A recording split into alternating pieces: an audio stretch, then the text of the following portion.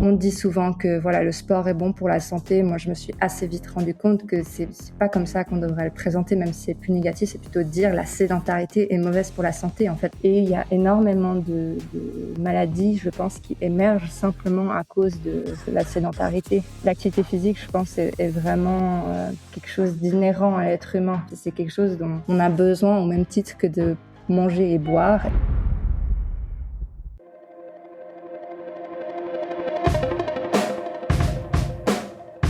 Hello, hello, tu écoutes Les Frappés, le podcast de celles et ceux qui se dépassent, et je suis Loïc, son créateur. Ma conviction, c'est qu'on a tous en nous une version un peu frappée qui ne demande qu'à se réveiller. Ma mission, c'est justement de tendre le micro à des athlètes, des aventurières, des militaires, des forces spéciales, des entrepreneurs, bref, des femmes et des hommes qui ont fait le choix de libérer la leur. Pourquoi ? Parce que je pense qu'on a tout à gagner à s'inspirer de personnes qui ont osé suivre leur propre chemin. Attention, il se pourrait bien qu'une écoute régulière puisse entraîner des changements positifs irréversibles dans ta vie. Tu es prévenu.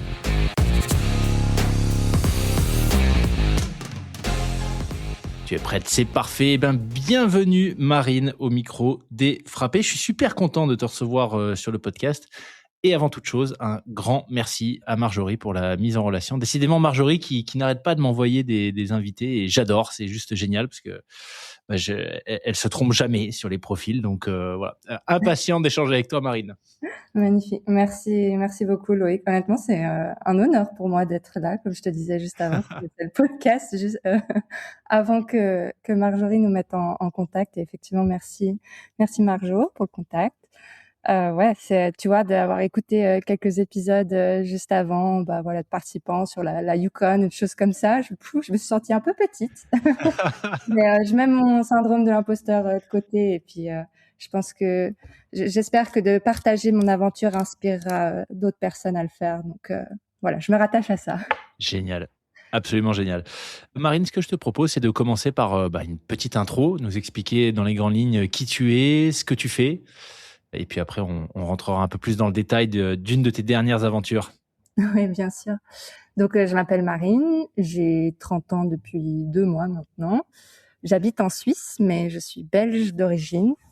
Pour autant, j'habite en Suisse depuis que j'ai 4 ans, donc maintenant j'ai la double nationalité. Je suis ingénieure en sciences du vivant de formation et récemment j'ai obtenu un doctorat en neurosciences. Et sinon, une de mes grandes casquettes, je dirais, qui compte beaucoup quand je parle un peu de moi, c'est effectivement le sport qui a toujours fait partie de ma vie. Sport de compétition notamment, parce que j'ai fait énormément de voile, en fait. Donc, Ok. j'ai commencé à haut niveau j'ai commencé peut-être... c'est dur à dire parce que mes 2 parents sont des férus de voile. Donc, tu vois, j'avais 6 mois, on faisait déjà une traversée entre la Sardaigne et la Corse sur le bateau. Mais voilà, j'ai fait, pour ceux qui connaissent, de l'optimiste dès 6-7 ans. Et puis après, ce qu'on appelle du laser, où là, j'étais en équipe suisse quand j'étais adolescente. Et à côté de ça, grâce à notre environnement magnifique qu'est la Suisse, entre lacs et montagnes, le ski, bien sûr, du ski de piste. D'abord, j'étais aussi en club à ce moment-là. Et puis, vraiment tout récemment, ça fait depuis 3 ans maintenant, que plutôt du ski alpinisme. Et donc, j'ai eu la chance de participer à la patrouille des glaciers tout récemment, là, en avril. Et ça venait aussi, d'un amour récent pour les sports d'endurance, parce que ça fait peut-être, je crois, bien 6 ans maintenant que je touche au vélo, au triathlon, course à pied, tout ça. Et donc, ça a été un peu, pour moi, une suite naturelle, disons, de ma découverte des sports d'endurance. Waouh, quel profil. C'est toujours compliqué, je déteste en fait cette question présente-toi parce qu'il y a beaucoup de choses. Mais c'est ça qui est ultra intéressant. Alors, attends, déjà, donc, tu disais spécialiste en sciences du vivant, c'est ça ? Oui, ingénierie des sciences du vivant, donc je fais l'école polytechnique fédérale de Lausanne. Ok. T'as un peu une double casquette entre biologiste et ingénieur en fait, donc tu touches à la fois, les premières années tu fais les mêmes cours que ceux qui font de la microtechnique ou de la mécanique, avec des cours de physique et de maths vraiment poussés, de la programmation énormément. et en même temps des cours de biologie pure. Puis en fait, ce qui est génial, c'est de utiliser ces outils d'ingénieur pour faire avancer la science. Donc ça, j'ai fait un bachelor et master là-dedans. Et pendant le master, je me suis vraiment découvert une passion pour les neurosciences. D'abord, celle cognitive, donc tout ce qui est la conscience, oui, tout ce qui est du domaine de presque de la philosophie en fait. Et finalement, c'était trop philosophique pour moi. Par exemple, dans le domaine, ne serait-ce que définir ce que c'est la conscience, personne n'est d'accord. Et donc pour moi, c'était un peu compliqué, et donc je me suis prise de passion plutôt pour des sciences plus dures, et donc pour de la neuroscience plutôt moléculaire. Vraiment, comment les neurones fonctionnent, se connectent entre eux, et particulièrement dans le cadre du mouvement, donc notre appareil locomoteur. Donc pourquoi nos muscles vont se contracter exactement à ce moment-là, le lien entre le cerveau et les muscles. Donc, je pense que tu te rends bien compte que le lien avec le sport se fait Ouais. assez facilement. Et du coup, j'ai fait une thèse doctorale sur la maladie de Charcot. Je Ok. sais pas si tu la connais, ça s'appelle aussi la sclérose latérale amyotrophique. Il y a Stephen Hawking, l'astrophysicien, il avait cette maladie.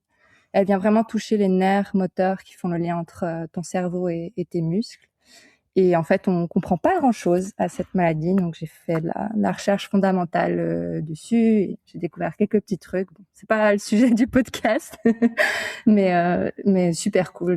J'adore ça. Et puis, ouais, pour moi, c'est tellement important le mouvement dans ma vie que je pense que c'était aussi important qu'il se retrouve d'une manière ou d'une autre dans mon job. Et d'avoir des patients qui du jour au lendemain perdent contrôle de leur corps et se voient dépérir, ça me touche énormément. Pouvoir travailler là-dessus, c'est très enrichissant. Est-ce qu'à tout hasard, tu aurais croisé à l'EPFL une certaine Anna Karatala? Ça ne me dit rien, Ça te malheureusement. dit rien? Ok. Ok. Elle est chercheuse aussi, docteur aussi. Je crois qu'elle a enseigné aussi sur tout ce D'accord. qui est microbiologie environnementale. Ouais. Oh là là, ultra intéressant. Ok, donc tu le disais, le sport, grosse, finalement un pilier de vie depuis ton plus jeune âge, de ce que tu expliquais. Comment ta relation avec les sports d'endurance, récemment tu le disais, tu as fait la patrouille des glaciers. Alors il va falloir que tu nous expliques en quoi consiste la patrouille des glaciers, ce que c'est exactement, et comment est-ce que toi tu l'as fait cette année, puisqu'il y avait une petite spécificité. Mais comment t'en es arrivé du coup? Ça a été quoi la bascule de la voile à des sports, tu vois, peut-être plus ski alpi, endurance, et finalement un peu loin de la mer? Ouais. En tout cas de l'élément aquatique. L'élément aquatique. Bon, la neige, ça reste Oui, de l'eau. c'est vrai. Faut que je fasse gaffe à ce que je dis là, parce que je parle à une scientifique, donc il faut pas que je me trompe. Non, mais juste pour l'anecdote, c'est vrai qu'on s'en rend pas compte, mais la voile et le ski sont bien plus proches que ce que l'on croit, parce que c'est deux sports de glisse dans les sensations. On pense pas à la voile forcément comme un sport de glisse en premier, mais c'est un sport de glisse. Tu as vraiment cette sensation de ton bateau qui glisse sur l'eau, et le ski, de tes skis qui glissent sur la neige, quoi. Voilà, mais c'était juste pour l'anecdote. Sinon, pour répondre à ta question, donc ouais, la voile, c'était vraiment quelque chose, un mode de vie dans notre famille. Je pense que tu l'auras entendu. Donc, mes parents vont pas très aimer que je dise ça, mais j'avais presque pas le choix, en fait, de faire de la voile. Après, j'ai appris à aimer. C'est un sport qui est magnifique pour tout plein de raisons, ne serait-ce que d'être en nature, sur l'eau, voilà, mais aussi en termes de responsabilisation, parce que déjà tout jeune, c'est toi qui t'occupes de préparer ton bateau, t'assurer que voilà, t'as tout le matériel qu'il faut, que tes voiles soient bien réglées, etc. Et il y a une énorme dimension intellectuelle à ce sport aussi, parce que dès que tu fais, mais même sans faire de la compétition, il y a toute la météo à gérer. Et puis, si tu veux vraiment optimiser tes trajectoires, tout ça, tu vas aller chercher sur le plan d'eau les endroits où il y a le plus de vent, où la direction est la plus favorable. Donc, ça a été ouais, un sport très présent dans ma vie. Et vers l'âge de 15 ans, j'ai accédé au haut niveau, où j'ai intégré l'équipe nationale espoir. Et j'ai commencé à faire des résultats pas mal. En 2011, j'essaie de me rappeler parce que finalement c'est un petit moment quand même.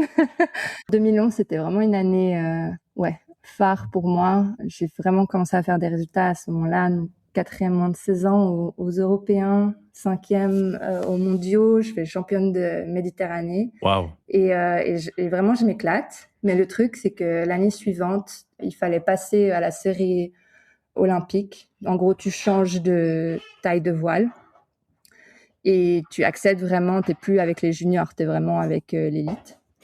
Et donc là, ça a commencé à être vraiment dur et l'ambiance dans l'équipe suisse, elle me convenait pas trop. C'était très individualiste. Puis tu vois, on était encore jeunes, 16-17 ans, donc il y a des petites blagues. Voilà. Moi, je me suis pas très très bien intégrée dans cette équipe et le volume d'entraînement était vraiment énorme. Je me suis amusée à faire le calcul récemment entre les entraînements et les régates qu'on faisait quasi tous les week-ends. On était presque déjà à 10-12 heures, voire plus par semaine de voile.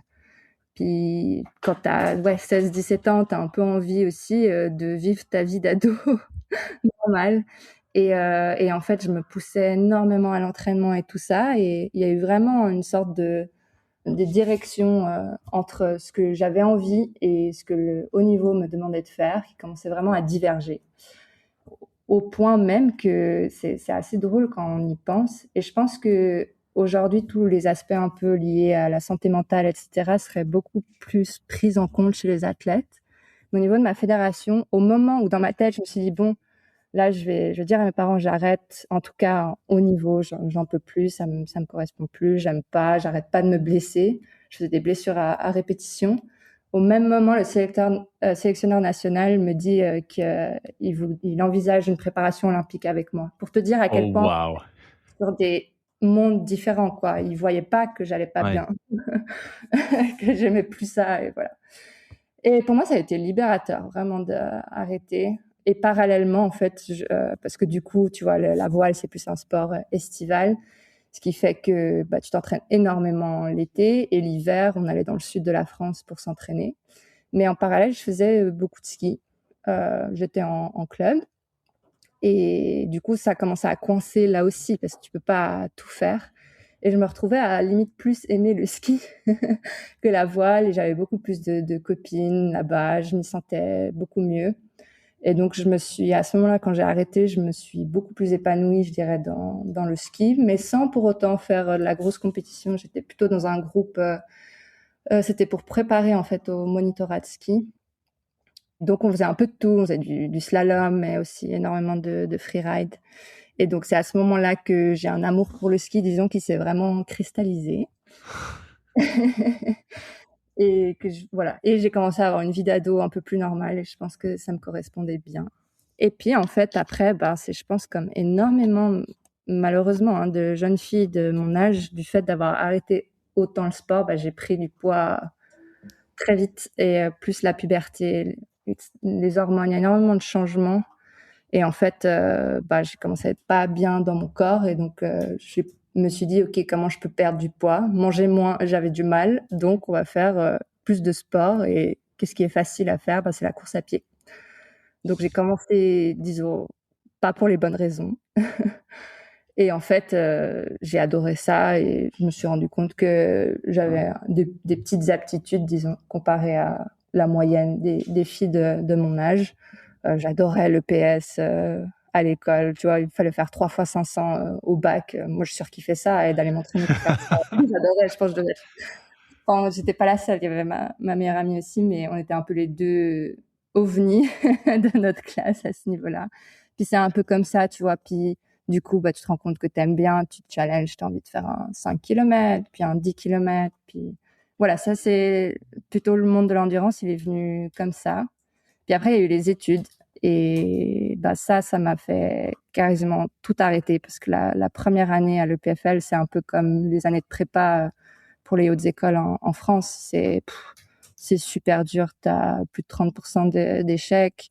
En fait, tout le monde peut accéder à la première année. Donc, il n'y a pas de sélection qui est encore faite là. C'est vraiment la fin de la première année. Puis, c'est pour ça que tu as aussi tous ces cours un peu, tu vois, analyse, physique, etc. Ça sert à trier aussi. Et donc là, j'étais tout le temps en train d'étudier en fait, mais je me suis vite rendu compte que ça allait pas le faire mentalement si je faisais rien du tout.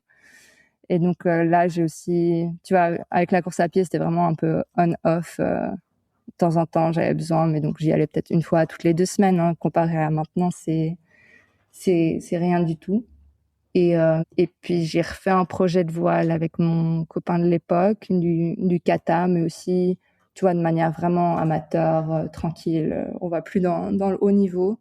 Mais j'avais très vite des frustrations parce que je pense qu'une fois que tu as été athlète de haut niveau, c'est vraiment très dur de faire du sport sans la recherche de performance. Parce que je pense que ça a été dans ton identité, tu t'es tellement construit là-dessus et surtout jeune que c'est vraiment difficile. Et donc, je prenais pas énormément de plaisir, je l'avoue, sur ce kata parce que, en fait, j'arrivais pas à trouver le temps pour qu'on s'entraîne. Puis c'est à deux, donc il y a la dimension d'équipe aussi. Il faut coordonner ses emplois du temps, tout ça.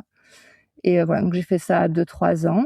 Et puis en fait, après, quand j'ai commencé le doctorat, je me suis de nouveau repris ce truc de je travaille trop et j'ai pas le temps pour le sport et ça va pas, et je vais droit dans le mur.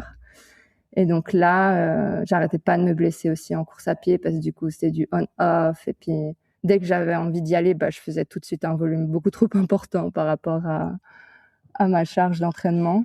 Et donc, en discutant un peu avec mon médecin du sport, il m'a dit, mais pourquoi est-ce que tu croiserais pas un peu plus tes sports? Parce que la course à pied, c'est trop de charge. Si tu veux faire du volume, mais que tu peux pas le faire si régulièrement, fais de la natation et fais du vélo. Ah ouais, c'est vrai. Natation, mes parents, ils nous avaient un peu forcé, petits, mon frère et moi, à prendre des cours, par rapport à la voile, pour que si on tombe du bateau, etc., c'était plus une question de sécurité. Donc, ils nous ont inscrits au cours et nous ont dit, vous faites les cours jusqu'à ce que vous puissiez faire 1 kilomètre en crawl, quoi. Et donc, voilà, on avait fait ça à petit. Donc, c'est vrai que du coup, j'avais des bases pour nager. Et le vélo, comme j'habitais en campagne petite, je faisais énormément de déplacements à vélo, mais tu vois, un vélo normal. Et donc, j'avais aussi l'habitude de faire du vélo. Et j'ai vu qu'il y avait un triathlon qui se passait près de chez moi. Et donc, je me suis dit, en fait, peut-être que c'est ça dont j'ai besoin, un petit défi comme ça, qui qui m'oblige à faire d'autres choses que juste bosser. Et comme je m'engage à faire cet objectif, je vais commencer à me faire des rendez-vous dans la semaine pour mes entraînements. Et si j'ai pas fini au niveau du boulot ce que j'avais envie de faire, en fait, tant pis, je vais quand même m'entraîner. Et en fait, j'ai envie de dire que ça a sauvé mon doctorat, honnêtement, parce que en fin de première année, j'étais vraiment sur les rotules et ça m'a sorti la tête de l'eau. Ça m'a fait rendre compte aussi que, parce que en recherche, t'es énormément confronté à l'échec. Et ça m'a fait, réaliser, en fait, oui, c'est vrai, Marine, quand tu te mets dans quelque chose, tu peux y arriver. Donc, j'ai réussi ce premier triathlon, alors que ça faisait super peur, les distances et tout ça. Et en fait, je me suis dit, mais en fait, j'ai un super potentiel dans ce truc, c'est trop cool.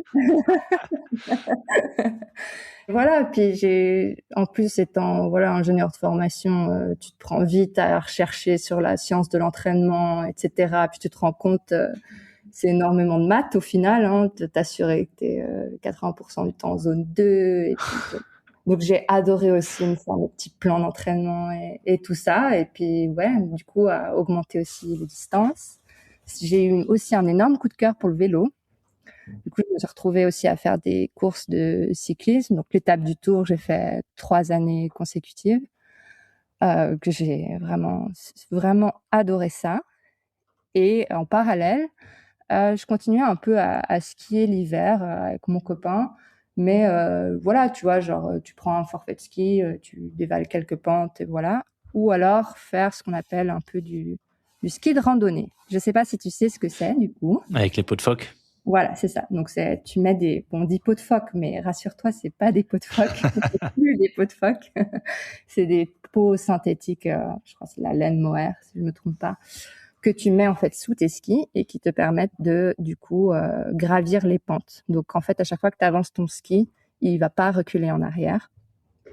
Et donc, tu marches comme ça avec tes skis, avec les pots. Et ça te permet d'aller hors sentier, en fait, hein, de plus être sur les pistes avec tout le monde et de découvrir de nouveaux endroits.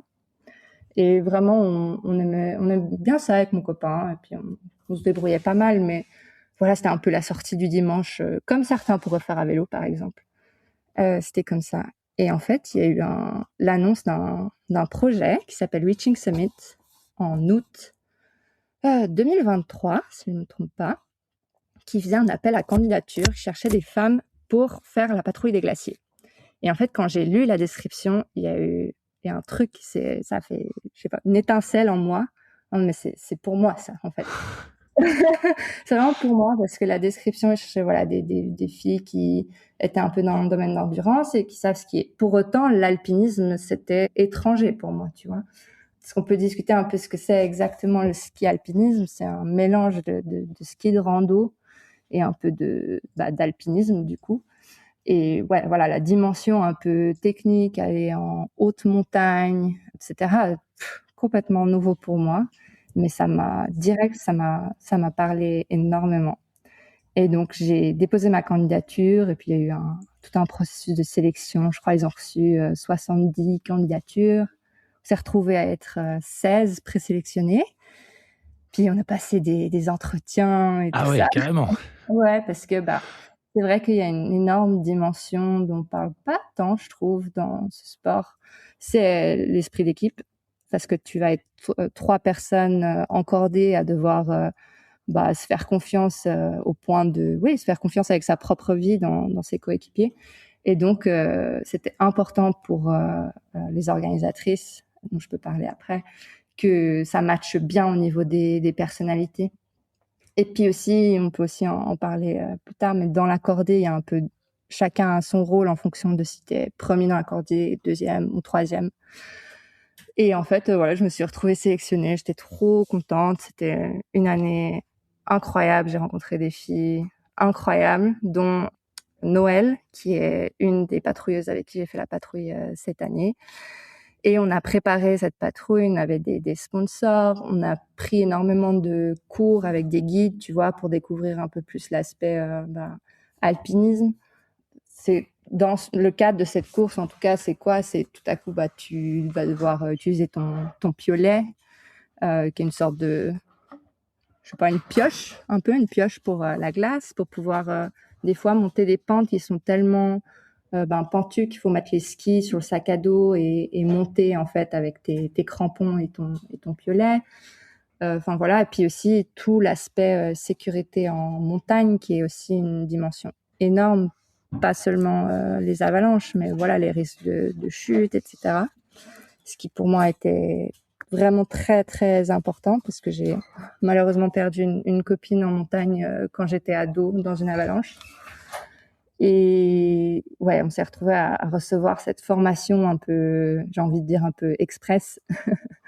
Et c'était fou entre le plan d'entraînement qui te demandait voilà un certain volume, plus le fait de partager ça avec d'autres femmes qui étaient un peu dans le même cas que toi. On aimait bien se dire au fond, c'est le genre de truc qu'on se sent capable, mais s'il y a personne pour venir un peu nous dire vas-y, jamais on l'aurait fait, quoi. Et c'était toute la beauté de ce projet qui finalement n'a pas eu lieu.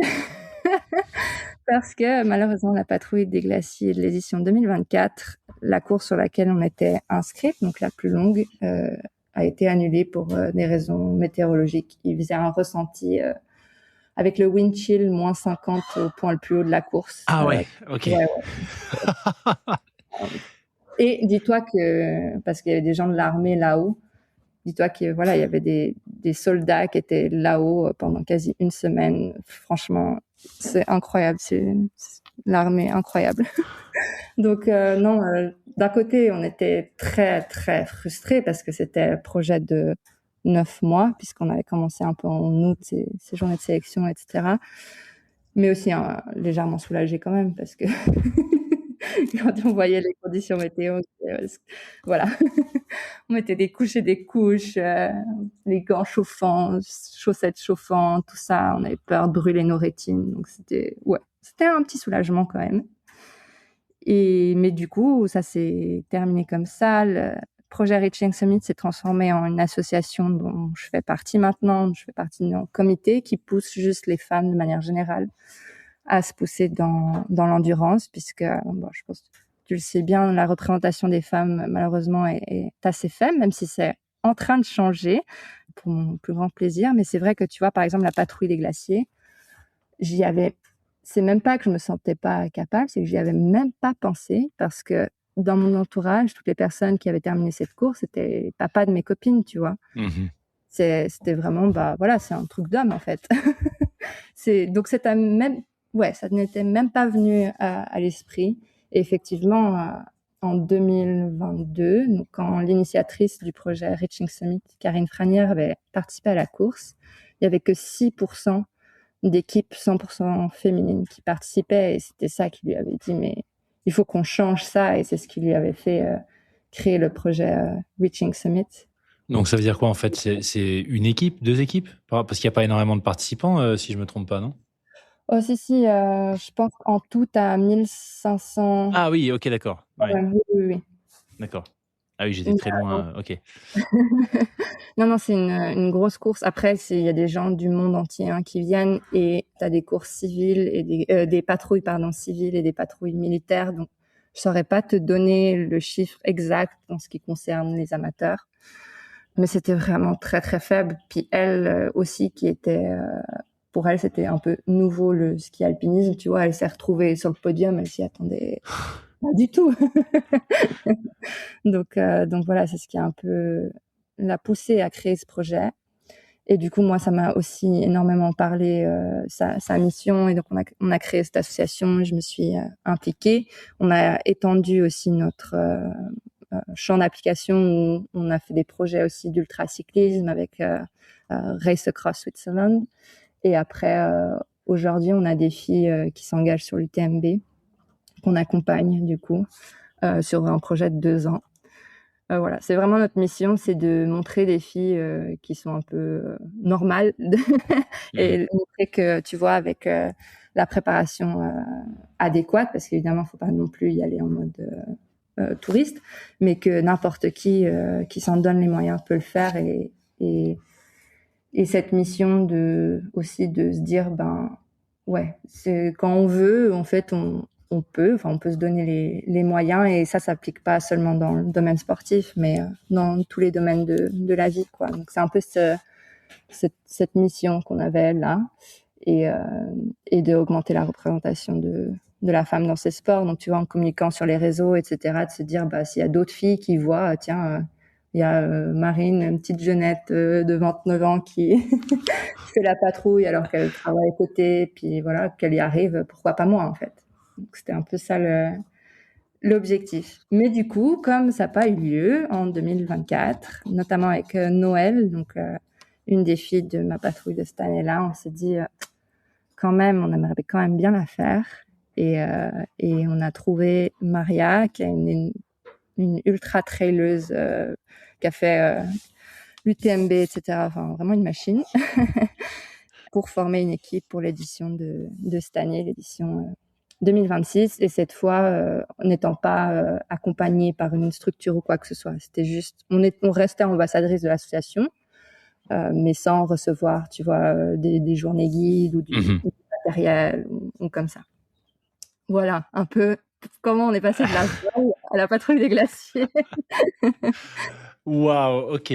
Je me suis vraiment beaucoup retenu de t'interrompre parce que j'ai des questions qui fusaient, mais absolument passionnant. Et du coup, j'imagine que comment est-ce que tu as rencontré Marjorie? Parce que je sais qu'elle est aussi très active sur tous les sujets de féminisation du sport. Effectivement, comme ça, quand je me suis mise en fait au vélo et au triathlon, comme je connaissais personne dans mon entourage qui en faisait, je me suis créé un compte Instagram où je me suis dit, je vais un peu parler de ce que je fais, de mes débuts en triathlon, et puis peut-être que je vais trouver ma petite communauté comme ça. Et c'est exactement ce qui s'est passé. C'est comme ça que j'ai rencontré Marjorie par Instagram. Et puis une fois, on s'est dit, allez, on va rouler ensemble. Et du coup, voilà, on a roulé ensemble, ça a matché, et on a gardé contact, on est devenues bonnes copines maintenant, c'est super. Trop bien. Parce que aujourd'hui, t'es à Lausanne, j'imagine, en travaillant à l'EPFL, ouais. Ok. Je suis basée à Nyon, mais c'est Nyon. entre Genève et Lausanne, mais oui, Ouais. du coup, elle est pas loin, quoi. Excellent. Ok. Alors, Question 1. Oui. Non, mais vraiment absolument passionnant. Juste pour revenir rapidement sur la partie, toute cette phase de vie, voile, haut niveau, tu Mmh. as parlé de plein de choses, enfin en tout cas moi qui ont beaucoup résonné, notamment sur ce sujet du sport, de l'identité, de qu'est-ce qui se passe une fois que tu arrêtes, la prise de poids. Ouais. Euh, je voulais juste te faire un partage, parce que j'ai vécu la même chose sur... tu disais que tu as eu un projet pendant 3 ans, c'est ça, de retour à la voile en kata Ouais. avec... ouais. Et tu disais que finalement, c'est compliqué quand tu as fait du haut niveau de te réfréner, entre guillemets, de pas aller sur tu vois, un mindset compétition. Et je serais curieux d'avoir ton avis. Moi, j'ai aussi l'impression qu'il y a un sujet de finalement peut-être tu vois d'émotions, d'hormones, de ressentis. Moi, ce que j'ai vécu avec le judo, donc je faisais beaucoup de judo au haut niveau et j'ai arrêté pendant ma classe prépa. Donc j'ai pris ma dernière année de judo en équipe de France, j'étais en régime permanent. J'ai arrêté, j'ai dû prendre 6 kilos en 2 semaines Ouais. et plus tout le sport. Et j'ai pas aussi bien géré que toi Je crois pas le. que j'ai bien géré. En tout cas, tu vois, j'ai pas eu conscience comme toi. J'ai l'impression de l'important. Enfin, j'ai pas été conscient du fait qu'il fallait absolument que je maintienne un minimum d'activité physique. Et en tout cas, pas ma première année de prépa. Et je l'ai ultra mal vécu, sans me rendre compte que c'était lié au sport. Tu vois, c'est le Ouais. mal-être. Et quand j'ai repris en deuxième année, effectivement, comme toi, c'était une vraie soupape de décompression et ça m'a énormément aidé. Mais ça restait très léger. C'était voilà, je courais une fois par semaine, peut-être le week-end, et puis quand on avait du temps, on allait courir sur un mini terrain de foot, voilà, Ouais. histoire de se dépenser. Mais par contre, j'ai tenté de reprendre le judo dans un contexte haut niveau. Donc, quand je suis rentré en école après mes 2 ans de prépa, au bout d'un an ou deux, je sais plus, je suis parti au Canada. Et mon entraîneur, qui était dans le sud de la France de l'époque, m'avait dit, va dans ce club et puis va voir cet entraîneur, je le connais, machin, il t'accueillera avec plaisir. Et en fait, quand je suis arrivé dans le club, je te la fais courte, en fait, c'était le club de la côte est du Canada qui était en pleine phase de préparation des JO de Londres. Ah ouais. Donc, je me suis fait éclater. Je sais plus si c'était le premier ou le deuxième entraînement, mais j'étais dans les toilettes en train de vomir avant la fin de l'échauffement, tu vois. Oh là là. Et en fait, c'était abominable. Pas tant l'aspect j'ai plus le niveau, mais plus j'ai plus les sensations, tu vois. Ouais. J'arrive plus, j'arrive plus, je suis plus rapide. Donc quand j'envoie des prises, en fait, j'ai l'impression que je me traîne, que Ouais. tu vois, j'envoie un télégraphe à mon adversaire pour lui dire attention, je suis en train de faire ça. Tu vois, tellement j'étais lent. Enfin bon, bref, et c'était plus un sujet. J'ai eu l'impression de ressenti que mon niveau par rapport aux autres. Oui, je vois tout à fait ce que tu veux dire. Quand on a repris le kata, bon, déjà, c'était des sensations très différentes du bateau que je faisais d'avant. Donc, mais c'est vrai que au-delà des résultats, vraiment de la performance pure et des classements, etc., je voyais que j'étais beaucoup moins réactive sur l'eau, tu vois, par rapport aux stratégies tactiques, etc. La lecture du plan d'eau, enfin tout plein de petites choses comme ça que quand tu le fais 10-12 heures par semaine, ton esprit devient vraiment affûté, tout devient automatique, fluide, etc.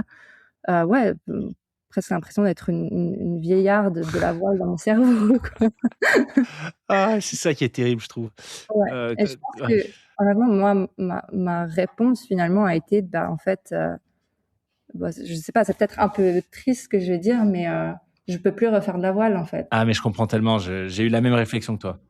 Et c'est pas grave, il y a tellement d'autres choses à faire dans la vie, mais c'est vrai que c'est dans mon entourage, ça étonne énormément aussi que presque du jour au lendemain, j'ai dit bon, en fait, je veux plus, ça m'amuse pas, quoi, je veux plus Ouais. faire, fini. Je vois tout à fait. Sujet complexe, hein, mais le fait de tourner la page finalement. Là, tu vois, on parle beaucoup sur ce podcast de sport, d'aventure, etc. Mais j'imagine que de manière générale, quand tu as eu un pilier aussi fort de ton identité qui disparaît, qui s'écroule, enfin en tout cas qui n'a plus la place qu'il avait. Il a pas totalement disparu parce que c'est une problématique qu'on a un peu eue avec mon équipe. C'est qu'elles ont jamais été dans du haut niveau comme ça. Et donc, la discipline que moi je peux me mettre ou le mindset dans lequel je peux rentrer, pour elles, c'était trop. Voilà. Et on s'est remise en question à mi-saison après une course où vraiment, moi, je poussais trop. J'étais allez, on y va, machin. J'étais vraiment en mode performance pure. Et pour elle, ça avait enlevé tout le plaisir, en fait. Alors que pour moi, pas, tu vois? Moi, ça m'enlève pas du plaisir Ouais. d'être là. Et donc, on a dû redéfinir un peu nos objectifs. Et pour moi, une fois que c'était dit, OK, ben, notre objectif, c'est de vivre une aventure à 3. Oui, c'est de donner le meilleur de nous-mêmes et en ce sens performer, tu vois? C'est de se dire, ben, on a fait tout ce qu'on a pu. Alors, on est heureuse. Alors que moi, je pense qu'il y a toujours ce truc d'aller chercher la limite de tu vois, quand on dit de donner le meilleur de soi-même, pour moi, c'est à 200%, en fait. 100%, c'est pas suffisant. Ouais. Et voilà. Mais ça a été un très bon apprentissage pour moi parce que ça me réapprend aussi à prendre plaisir dans des cadres, bah voilà, où vraiment la performance élitiste pure disparaît, mais on peut quand même performer différemment. Par exemple, je suis très très fière, on peut en parler, de notre dynamique d'équipe qu'on a eue pendant la course, qui était vraiment incroyable et qui nous a vraiment permis de super bien avancer. Et en ce sens-là, on a vraiment bien performé, tu vois. Mais voilà, j'étais du style, il faut que nos transitions, donc le moment où tu passes, où tu as tes pots sous les skis, il faut enlever les pots et puis on redescend la montagne à ski. Moi, j'étais du genre à m'être entraînée pour que ça prenne, tu vois, 30 secondes. Puis quand je poussais les filles, allez, elles me regardaient en mode, non, mais c'est bon, on est sur une course de 12 heures, qu'est-ce que tu nous fais chier à se dépêcher de faire la transition, quoi. Mais moi, c'était par principe, on fait les choses au mieux. Ouais. Donc, tu vois un peu, voilà. Et donc, ça me suit encore, ça me suit dans même tous les domaines, même, tu vois, professionnellement. Des fois aussi, je dois réussir à me dire, bah, c'est pas parfait, c'est OK. Si tu fais pas un énorme volume de travail, c'est OK. Enfin, c'est quelque chose que je dois déconstruire un peu constamment. Mais d'un autre côté, j'ai pas envie de le perdre totalement parce que, comme tu l'as dit, ça fait partie de mon identité. Ouais. C'est un équilibre à trouver qui est pas tous les jours facile et qui même des fois me rend la vie un peu plus complexe que ce qu'elle ne l'est déjà. Je vois bien. Tu as aussi mentionné quelque chose un peu plus tôt, enfin un point qui m'a aussi parlé. T'évoquais la data, le fait. Alors je sais plus comment tu l'as formulé. Ouais, J'aurais dû me le noter. Tiens d'ailleurs. ouais, sur la science, l'entraînement, c'est que des Ouais, maths. exact. Ouais, c'est ça, exactement. Que des maths. Non, c'est pas vrai, hein. C'est Non, pas que non, des maths. non, bien sûr, mais en tout cas, tu vois, moi, une observation que je fais, c'est qu'en tout cas, dans l'univers de la voile, c'est assez intéressant, tu vois, parce que là, je suis enfin, je suis globalement à 300 épisodes, à peu près, à 5-6 épisodes près, avec quand même beaucoup d'invités. En tout cas, il y a des thématiques récurrentes. L'alpinisme, le ski, la montagne, la voile. Mhm. Bon, on va pas dresser de généralité, mais quand même 300, ça devient un échantillon à peu près respectable, je pense. C'est pas représentatif de tous les voileux ou de tous les alpinistes, etc. J'ai quand même l'impression, tu vois, que dans cet univers de la voile, c'est vrai en fait que c'est des maths. Tu vois, c'est souvent des ingénieurs, Oui, très souvent. oui. Tu vois que c'est des gens qui sont voilà, câblés pour réfléchir vite, Ouais, ouais. calculer vite, prendre des décisions vite, et finalement qu'il y a une approche un peu tu vois, j'ai eu des gens, par exemple, pour donner un exemple opposé à ça, qui permettra peut-être de mieux comprendre. J'ai eu quelques invités qui font de la slackline ou une funambuliste, tu vois, une file de Mhm. ferriste. Là, on est dans les échanges. J'étais beaucoup plus sur tu vois, des sujets de rêverie, de Ouais. créativité, tu vois, ce qui est pas du Ça tout le cas en m'étonne. voile. En voile, mais attention, dans les deux cas, ultra intéressant. Mais la voile, c'est plus mon calcul de route, la prise en compte de la météo, les modèles que j'ai mis en Totalement. place, tu vois. Donc c'est vraiment marrant parce que en fait, oui, c'est quand même des maths la voile. En tout cas, c'est des gens qui ont une appétence pour ça, j'ai l'impression. Oui, non, mais tu as tout à fait raison. Je pense que les gens qui sont extérieurs à la voile, ils s'imaginent, bah, c'est juste, voilà, tu règles tes voiles par rapport au vent, puis après tu t'assieds sur ton bateau et Mhm. t'attends, quoi. Et même, c'est pas du sport quand on y pense comme ça. Mais en fait, c'est du jeu d'échecs permanent. T'es constamment en train de remettre en question ta façon de naviguer pour voir comment est-ce que tu peux aller plus vite, gagner du terrain sur tes concurrents. Donc, en fait, c'est de la réflexion constante, tout le temps, tout le temps, tout le temps. Et c'est même un des aspects qui, moi, a commencé à me fatiguer aussi, parce que pour moi, le sport, tu l'as dit tout à l'heure, c'est vrai que assez vite, j'ai compris que c'était une soupape de décompression. Et du coup, des fois, j'en avais marre d'aller aux entraînements de voile en me disant, purée, après avoir fait toute ma journée d'école, voilà, bon, c'était le lycée, mais c'est pas non plus pas aussi prenant qu'une prépa, mais tu restes investi intellectuellement. Il faut garder le cerveau branché, en fait. Il faut pas le débrancher. Et tu parlais de rêverie, c'est drôle parce que longtemps, mon entraîneur du club local, il disait, ah, Marine, elle fait de la voile pour rêver un petit peu, pour un peu débrancher le cerveau. Sauf que si tu veux performer, tu peux pas. Ouais. Et donc, c'est vrai que des fois, j'avais un peu des moments d'inattention comme ça parce que juste d'être 100% tout le temps, en tout cas à cet âge-là, voilà. Peut-être que les autres enfants à l'école, ils étaient peut-être moins investis que moi, c'est très probable. Qui du coup, c'était leur moment intellectuel de la journée, j'en sais rien. Mais non, non, c'est très voilà. Et donc oui, je suis d'accord avec toi que la représentation mais je trouve aussi dans le sport d'endurance de manière générale, on rencontre quand même énormément d'ingénieurs. Je trouve Mathieu Blanchard, c'est vraiment l'exemple parfait, typiquement. Et des gens qui du coup assez facilement voilà s'intéressent à la discipline et à la science qui est derrière. Et puis non, ça m'étonne pas, disons. Mais gardons quand même que c'est dans les grandes lignes et dans les moyennes, quoi. Qu'il y a quand même voilà, mon frère qui a fait énormément de voile aussi, c'est pas du tout un matheux. Il fait du droit, donc tu vois, c'est pas. Ah oui, ouais. Bon, ça reste. Oui, on reste sur quand même quelque chose d'assez cartésien. Ouais. Ultra intéressant. Et alors justement, en parlant de profil, ça fait peut-être une bonne transition sur le sujet des neurosciences. Parce que tu vois, on parle là de profil de personnalité, de schémas mentaux, en fait. Peut-être j'ai envie de te dire, tu vois, des gens qui sont, on dirait, câblés d'une certaine manière en France.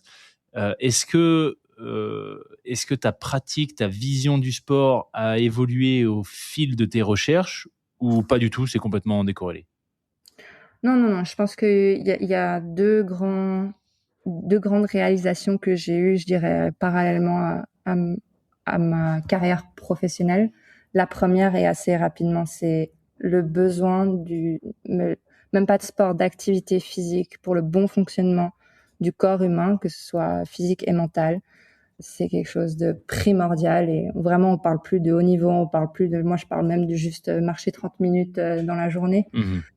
On dit souvent que voilà, le sport est bon pour la santé. Moi, je me suis assez vite rendu compte que c'est pas comme ça qu'on devrait le présenter, même si c'est plus négatif. C'est plutôt dire la sédentarité est mauvaise pour la santé. En fait, l'activité physique, quand on réfléchit à qui était l'être humain il y a quelques années et disons, dans le cadre de l'évolution, finalement, notre société, elle représente rien du tout sur l'existence de l'humanité et on était beaucoup plus actifs que ce qu'on est maintenant. Et il y a énormément de maladies, je pense, qui émergent simplement à cause de la sédentarité. Et voilà, donc l'activité physique, je pense, est vraiment quelque chose d'inhérent à l'être humain. Tu vois, c'est quelque chose dont on a besoin au même titre que de manger et boire, et pas quelque chose qu'on devrait faire juste parce que ça peut te rajouter quelques années à ta vie. Donc ça, j'ai vraiment vite compris, et surtout aussi pour ma santé mentale. Mais le deuxième truc aussi, c'est le privilège que c'est aussi d'une certaine manière, puisque voilà, il y a des gens qui malheureusement se retrouvent à plus pouvoir faire ce qu'ils pouvaient faire pour diverses raisons, handicap, maladie, et de se rappeler aussi à quel point on a une chance inouïe d'avoir un corps qui fonctionne bien et qui nous permet de faire des choses super chouettes. On devrait prendre le temps d'apprécier ça peut-être plus souvent. Donc c'est un peu ça les deux, je dirais, réalisations que j'ai eues en parallèle, voilà, du sport. Ouais. Tellement d'accord avec toi sur ce sujet de la sédentarité. Et tu sais, occasionnellement, je suis pas beaucoup les news, mais occasionnellement, je tombe sur des articles, sur des études qui sont faites sur le niveau de pratique des étudiants en France, alors que ce soit jeunes, collégiens ou lycéens. Et là, je reviens d'une course au Maroc, d'ailleurs, c'était un ultra de 160 km sur 4 jours. Et il y avait dans les participants une professeure de sport à Paris Et donc, je lui partageais une stat que j'avais vue il y a pas longtemps, en lui disant, mais est-ce que toi, tu vois ça sur le terrain? Et cette statistique, c'était qu'il y a moins de 50% il me semble que c'était collégiens, en tout cas collégiens ou lycéens en France, qui ne sont pas capables de courir plus de 2 minutes. Ouais, c'est fou, hein. Ouais, alors, non, moi, ça me paraît complètement hallucinant. Donc, je lui pose la question, je dis, mais toi, est-ce que à ton niveau, dans ton établissement, tu vois ça, etc. Elle me dit, mais c'est pire que ça, en fait. C'est-à-dire que là, moi, quand j'organise des sorties randonnées de 4 à 6 kilomètres sur du plat, c'est la moitié qui n'arrive pas à finir, tu vois, Ouais, en marchant. ça m'étonne pas. Bref. Donc, moi, ça Non, me mais je pense terrorise, ces que, ouais, sujets-là, pour la en suite. tant que société, on devrait vraiment remettre l'activité physique. Je pense qu'il y a énormément de problèmes de santé ouais, physiques comme mentaux qui seraient résolus si simplement on avait tous ce qui sont les recommandations de l'OMS. Hein. Je dis pas même pas des folies à faire ce que nous on fait, Ouais. mais de juste avoir 30 minutes d'activité physique par jour tous les jours. Et ça, je pense pas que beaucoup de gens dans la population peuvent se targuer de faire ça. Non. Ne serait-ce que ça. Et ouais, quand je dis la marche, ça suffit. Mais même ça, beaucoup ne le font pas, quoi. Ouais. Ouais, c'est vraiment triste. Mais je pense, que c'est à nos politiques et de changer ça dans leur politique de prévention dans la santé, de remettre ça au cœur d'une bonne politique de santé, quoi. Parce que je pense qu'on est beaucoup trop dans la réaction et tu vois, moi-même, je fais de la recherche pour guérir des maladies. Bon, en l'occurrence, la maladie de Charcot, c'est pas lié à une inactivité physique, mais je pense à d'autres qu'on pourrait prévenir bien plus, tout ce qui est diabète, certains cancers, même certaines maladies neurodégénératives. Le coût des traitements est bien plus élevé que le coût de mettre en place une politique Oui. d'activité physique chez les plus jeunes, quoi. Voilà. Ouais. Évident. Sur ton sujet de recherche des neurosciences, si on rentre, alors en tout cas moi je suis un inculte absolu, donc il va falloir que tu vulgarises bien. Il y a peut-être des gens dans l'audience qui maîtrisent un peu plus ce sujet, mais globalement ta recherche elle porte sur quoi, et est-ce que justement tu t'es penché sur ce lien entre activité physique, stimulation, bonne santé interne entre guillemets, tu vois, de nos cellules, de nos organismes, etc. Mm-hmm. Alors, la maladie de Charcot, donc je rappelle, qui touche les nerfs entre le cerveau, la moelle épinière et les muscles. Donc, c'est vraiment un peu, on s'imagine un peu des câbles où l'information est transmise entre le cerveau et les muscles, qui dit, bah voilà, maintenant tu te contractes pour pouvoir marcher. Ces câbles, ils s'érodent en fait dans la maladie, ils dégénèrent. Alors, ce qui est intéressant, c'est qu'en tout cas pour cette maladie-là, parmi les facteurs de risque, il y a une énorme activité physique. Pour le coup. Oui, donc on n'est pas sur la bonne maladie là pour illustrer ce qu'on disait avant. Mais on pense que c'est l'accumulation de stress oxydatif de façon chronique, vraiment, à long terme est délétère pour nos neurones et surtout les neurones moteurs. Donc, tu vois, ça crée un peu une inflammation chronique qui peut-être, dans le cas de certaines personnes qui ont des prédispositions génétiques, va tout à coup franchir un seuil où c'est plus possible pour le système nerveux d'accepter autant d'inflammation et qui commence à dégénérer. Donc l'inflammation, pardon Marine, je te coupe, mais Oui. l'inflammation, elle arrive comment? C'est pendant l'effort, en fait, l'organisme se met en mode stress et c'est ça qui crée ces inflammations? Donc, à chaque fois qu'on fait du sport, et plus l'intensité et le volume est important, plus tu vas accumuler ce qu'on appelle du stress oxydatif. Donc, c'est dans tes mitochondries, donc tu sais, ces petites organites qui servent à créer de l'énergie pour que tu puisses bouger. Il y a des réactions chimiques qui se font et qui utilisent l'oxygène, ce que tu respires. Et en fait, ça va créer des sous-produits, un peu des déchets qu'on appelle le stress oxydatif. Et en fait, tu peux accumuler ce stress et ce stress va créer l'inflammation. Donc, ton système immunitaire va se dire bon, ce stress-là, ça commence à être pas très bon pour moi. Donc, ça va enflammer tes tissus, il va y avoir un peu une activation chronique de ton système immunitaire, mais qui sait pas très bien comment résoudre ça, parce qu'au final, la solution, en tout cas en l'occurrence là, ce serait du repos complet, juste le temps que ton corps puisse éliminer tous ces déchets. D'accord.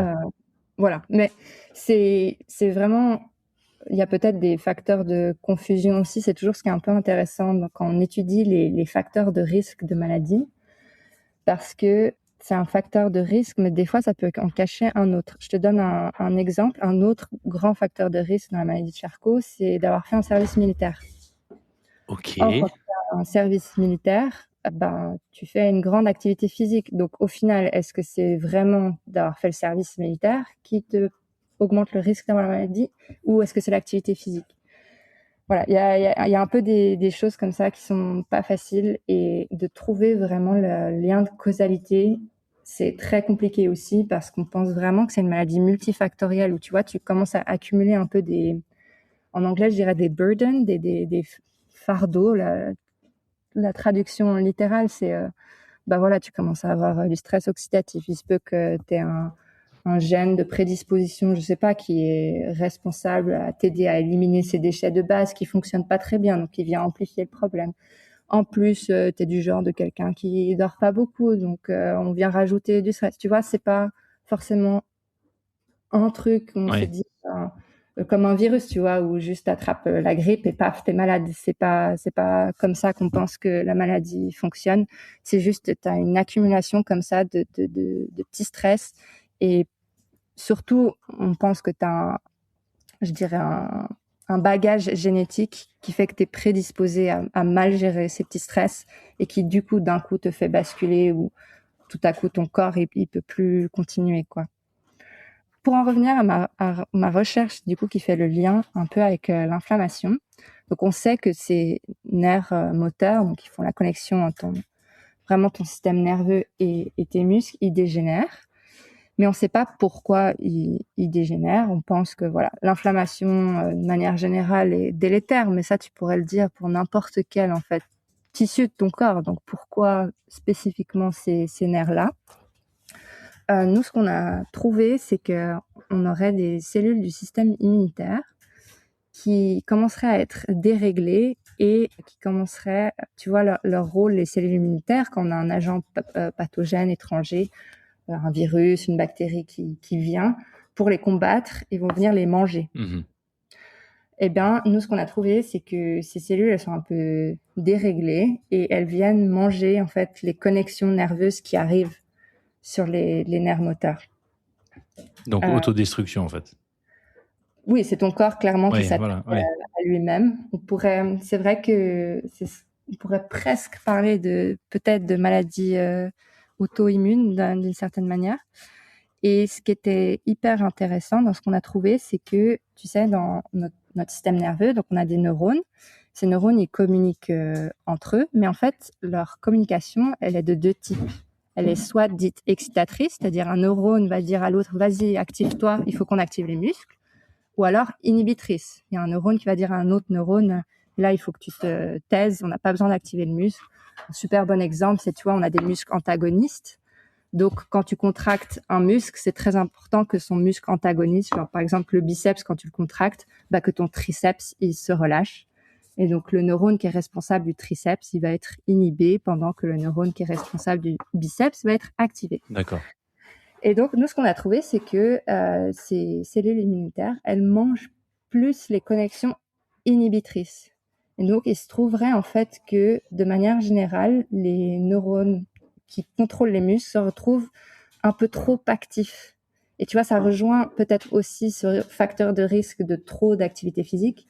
C'est qu'à force d'être tout le temps actifs, bah, au bout d'un moment, ils accumulent de nouveau, je te parle de ce stress oxydatif, et d'autres choses qui sont délétères pour eux, de la même image que nous, humains, on peut pas être actifs tout le temps. Des fois, on doit dormir.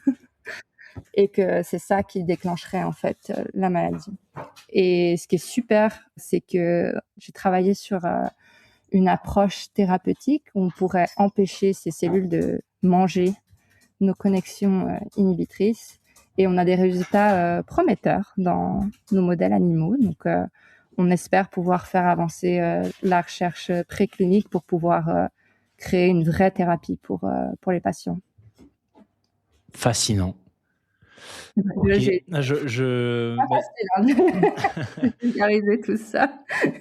J'avais forcément déjà entendu parler de la maladie de Charcot, mais par contre, j'avais pas nécessairement creusé le sujet, donc j'avais pas en tête cette notion de potentiellement une activité physique intense répétée sur le long terme pourrait être un des facteurs déclencheurs. En plus des prédispositions, etc. Voilà, t'as bien expliqué que c'est sans doute multifactoriel, mais de ce que je retiens, c'est quand même que l'activité physique, là, pour le coup, est pas forcément un plus. Non, absolument pas. Ouais. Patrouille des glaciers, si on y revient. Alors, s'il y en a qui connaissent pas, en préparant l'épisode, j'étais allé un petit peu regarder. C'est ultra intéressant. En fait, c'est une course qui est née, en tout cas, qui est ancrée dans l'histoire militaire, qui remonte à la Seconde Guerre mondiale, qui a eu plusieurs éditions historiquement, donc qui reliaient Zermatt à Verbier, deux villes suisses dans les Alpes, aux portes, enfin, voilà, de villes un peu emblématiques quand même de l'arc alpin suisse, et qui ensuite, alors j'ai découvert ça en m'enseignant, qui a été arrêté pendant une trentaine d'années parce qu'il y a eu un accident mortel en 1949 sur la 3e édition, et qui a été donc relancé en 1983. Donc c'est vraiment une course historique qui a une longue histoire. Et qui aujourd'hui, tu dirais, toi, en tant que participante, ou en tout cas tu es clairement familière de la course, elle a quelle image cette course aujourd'hui? Il y a une forte connotation justement historique, ou on a basculé sur la partie plutôt sport performance? Non, je dirais qu'elle fait vraiment partie du paysage suisse. Je pense que tout Suisse a entendu parler de cette course. Comme tu as dit, à la base, c'est un exercice militaire qui a été ouvert aux civils. Et donc, c'est vraiment l'armée qui se déploie dans le terrain et qui se teste à voir si elle peut survivre dans des conditions hostiles et s'organiser, etc. Et donc, elle a un peu ce côté presque de mythe et de légende auprès de nous, et je pense que c'est un mix entre l'histoire militaire derrière, le parcours en lui-même qui passe à des endroits à la fois somptueux mais aussi très très hostiles, soit sur le glacier, et puis la longueur de l'effort en tant que tel, quoi. Donc ça fait tout un mix de facteurs qui font qu'on peut facilement appeler ça une course mythique, en tout cas dans le paysage suisse et dans le milieu du ski alpinisme. Ok. J'ai aussi découvert en préparant l'épisode qu'il y a alors je sais pas si c'était le cas, si ça a été le cas au moment du redémarrage de la course dans les années 80, mais il y a deux traces en fait. Il y en a une qui fait Arolla-Verbier, donc c'est en gros 30 km, un peu plus de 2000 mètres de dénivelé, avec un record en 3 heures. Voilà, pour donner une petite idée. Et une autre trace, donc celle-ci historique pour le coup, qui fait Zermatt-Verbier. Donc Zermatt-Verbier, c'est un petit peu moins de 60 km, 4003 de dénivelé positif. Donc là, on commence à être sur un ratio un peu énervé quand même. Ouais. Et un record en 5h35. Faut pas parler des records. Ouais. Je vois ça sur la page de la course. Tu vois, c'est vrai que c'est bon. Parce que du coup, on parle plus d'ultra quand on voit les records. Non, oui, effectivement. C'est vrai, quand tu vois le record, tu te dis, bon, tu pars à 9h, à 15h, tu es à la maison. Voilà. Mais nous, on l'a fait 14h. Comme ça, les gens, ils voient. Tu l'as fait en combien, tu as dit? 14. 14, ok. 14h14. 14h14. Et ben justement, est-ce que tu peux nous expliquer un petit peu dans les faits quelle a été votre expérience et les moments forts, les moments marquants, ce que tu as appris, enfin, voilà, qu'on rentre dans le détail de cette patrouille? Je pense que comme quasi toutes les courses, au-delà de la course, il y a la prépa de la course oui. qui prend quand même un morceau très important, qui est très difficile pour plusieurs raisons. Déjà parce que tu t'entraînes, donc voilà, pour un effort, tu sais. Moi, je savais que ce serait plus de 12 heures en tout cas. Après, quantifier, c'est toujours un peu difficile quand c'est ta première fois. Puis en plus, quand c'est des sports comme ça, où il y a la météo qui peut énormément affecter, ou problème matériel qui peut aussi arriver. Donc, je savais que ce serait plus de 12 heures, mais après, combien exactement, c'était vraiment difficile à évaluer. Donc, tu as une charge d'entraînement assez conséquente. Voilà. Bon, après, pour certaines personnes, ça va paraître peu, pour d'autres énorme, mais en moyenne, on était à une douzaine d'heures par semaine. Mais aussi, ben, tu vois, moi, j'habite près du lac. J'ai pas les Alpes valaisannes juste à côté de chez moi. Donc, tu as une dimension logistique assez énorme aussi où tu essayes tous les week-ends d'aller à la montagne pour t'entraîner dans les conditions. Mais tous les week-ends, c'est pas non plus viable pour tout plein de raisons. Et donc, moi, j'ai le Jura français qui est juste derrière chez moi. Il y a la station des Rousses, je sais pas si tu connais. Oui, Et absolument. on a un petit sommet local, là, la Dôle. Donc, je me suis retrouvée souvent à faire le hamster. C'est une montée de 450 de D+, tu vois. Donc, à faire un peu le hamster là-bas. Ce qui, mentalement, au bout d'un moment, voilà, c'est pas très marrant. Mais aussi, c'est une course par équipe. Et c'est pas juste, tu dois rester les trois ensemble. Il y a des manipulations techniques à faire, donc sans cordée, parce que il y a des passages de la course qui passent sur un glacier, où il y a des crevasses. Et en fait, t'attachant les uns les autres, s'il y en a un qui tombe, bah, les deux autres peuvent faire un arrêt d'urgence, tu vois, puis faire toute la technique pour remonter l'autre de la crevasse. Alors, petit aparté, pendant la course elle-même, c'est plus pour le folklore parce que la sécurité est tellement importante que la probabilité vraiment que tu tombes dans une crevasse, honnêtement, elle est proche de nulle. Et la sécurité de manière générale, je pense que tu n'es jamais aussi safe, en fait, pendant la patrouille des glaciers que par rapport à tous tes entraînements que toi, tu fais, tu vois, parce que il y a un soldat, enfin, j'exagère en disant ça, mais il y a peut-être un soldat tous les kilomètres, quoi. Et aussi, quand tu montes un couloir, il y a des marches qui ont été faites pour toi. Donc, ouais, juste pour clore cet aparté, il y a quand même une grosse part du milieu du ski alpinisme qui considère la course n'étant pas vraiment du ski alpinisme, tellement tu es dans des conditions presque artificielles, si tu veux, D'accord. où tout est hyper préparé pour toi, quoi. Donc, t'as pas trop à réfléchir. Mais quand même, c'est important que, voilà, quand tu es sur un glacier, tu sois encordé. Donc, en gros, on prend une corde, elle fait trentaine de mètres de long, et on s'attache les uns les autres, l'un à la suite de l'autre. Et puis, bah, non seulement il faut connaître les bons nœuds, etc., qu'il faut faire, savoir le faire sur le moment dans le stress, mais aussi gérer, parce que tu vois, la corde, il faut qu'elle soit jamais tendue, parce que sinon, c'est fatigant pour un des trois coéquipiers, ou les deux, s'il y a de la tension, puis qu'on doit se retrouver à se tirer les uns des autres. Donc, faut trouver un rythme qui convient à tout le monde. Et puis aussi, il faut énormément communiquer parce que il y a une autre grosse dimension de la course, c'est la gestion de la température, de l'alimentation, de l'hydratation. Et donc, par exemple, moi, un de mes jobs, c'était de rappeler tout le temps aux filles de manger et de boire. Et donc, celle qui est en milieu de cordée, c'est à elle de faire constamment passer le message entre la première et la troisième, parce que tu as quand même entre 8 et 10 mètres d'écart entre chacune de nous, tu vois. Et donc ça, c'est quand même, c'est pas si simple. Et ça, je te parle à la montée. À la descente, ça devient encore autre chose. Donc, je sais pas si tu fais un peu de ski. Déjà, faire du ski en descente, c'est pas quelque chose, ça s'apprend pas en une semaine. Mais du coup, quand tu es attachés les uns aux autres, faut aussi trouver une stratégie pour que ça se passe plus ou moins bien et que, tu vois, par exemple, la dernière, elle se retrouve pas tirée comme jamais par la deuxième. Puis la deuxième, elle va se retrouver aussi ballottée entre la première et la dernière. Donc, il y a aussi tes entraînements. C'est important que régulièrement, on se retrouve avec l'équipe et puis qu'on mette voilà, des stratégies en place, qu'on se connaisse bien. Forcément, il y aura des coups de moins bien pendant ces 12, 15, on ne savait pas, 18 heures. Donc, qu'on se connaisse et qu'on sache réagir quand on voit que l'une ou l'autre se sent pas bien. Et connaître les personnalités, voilà, aussi face à l'adversité, s'il y a un problème, etc. Donc, on a fait quelques courses préparatoires, d'autres courses de ski alpinisme qui représentaient la moitié de la distance pour un peu entraîner tout ça.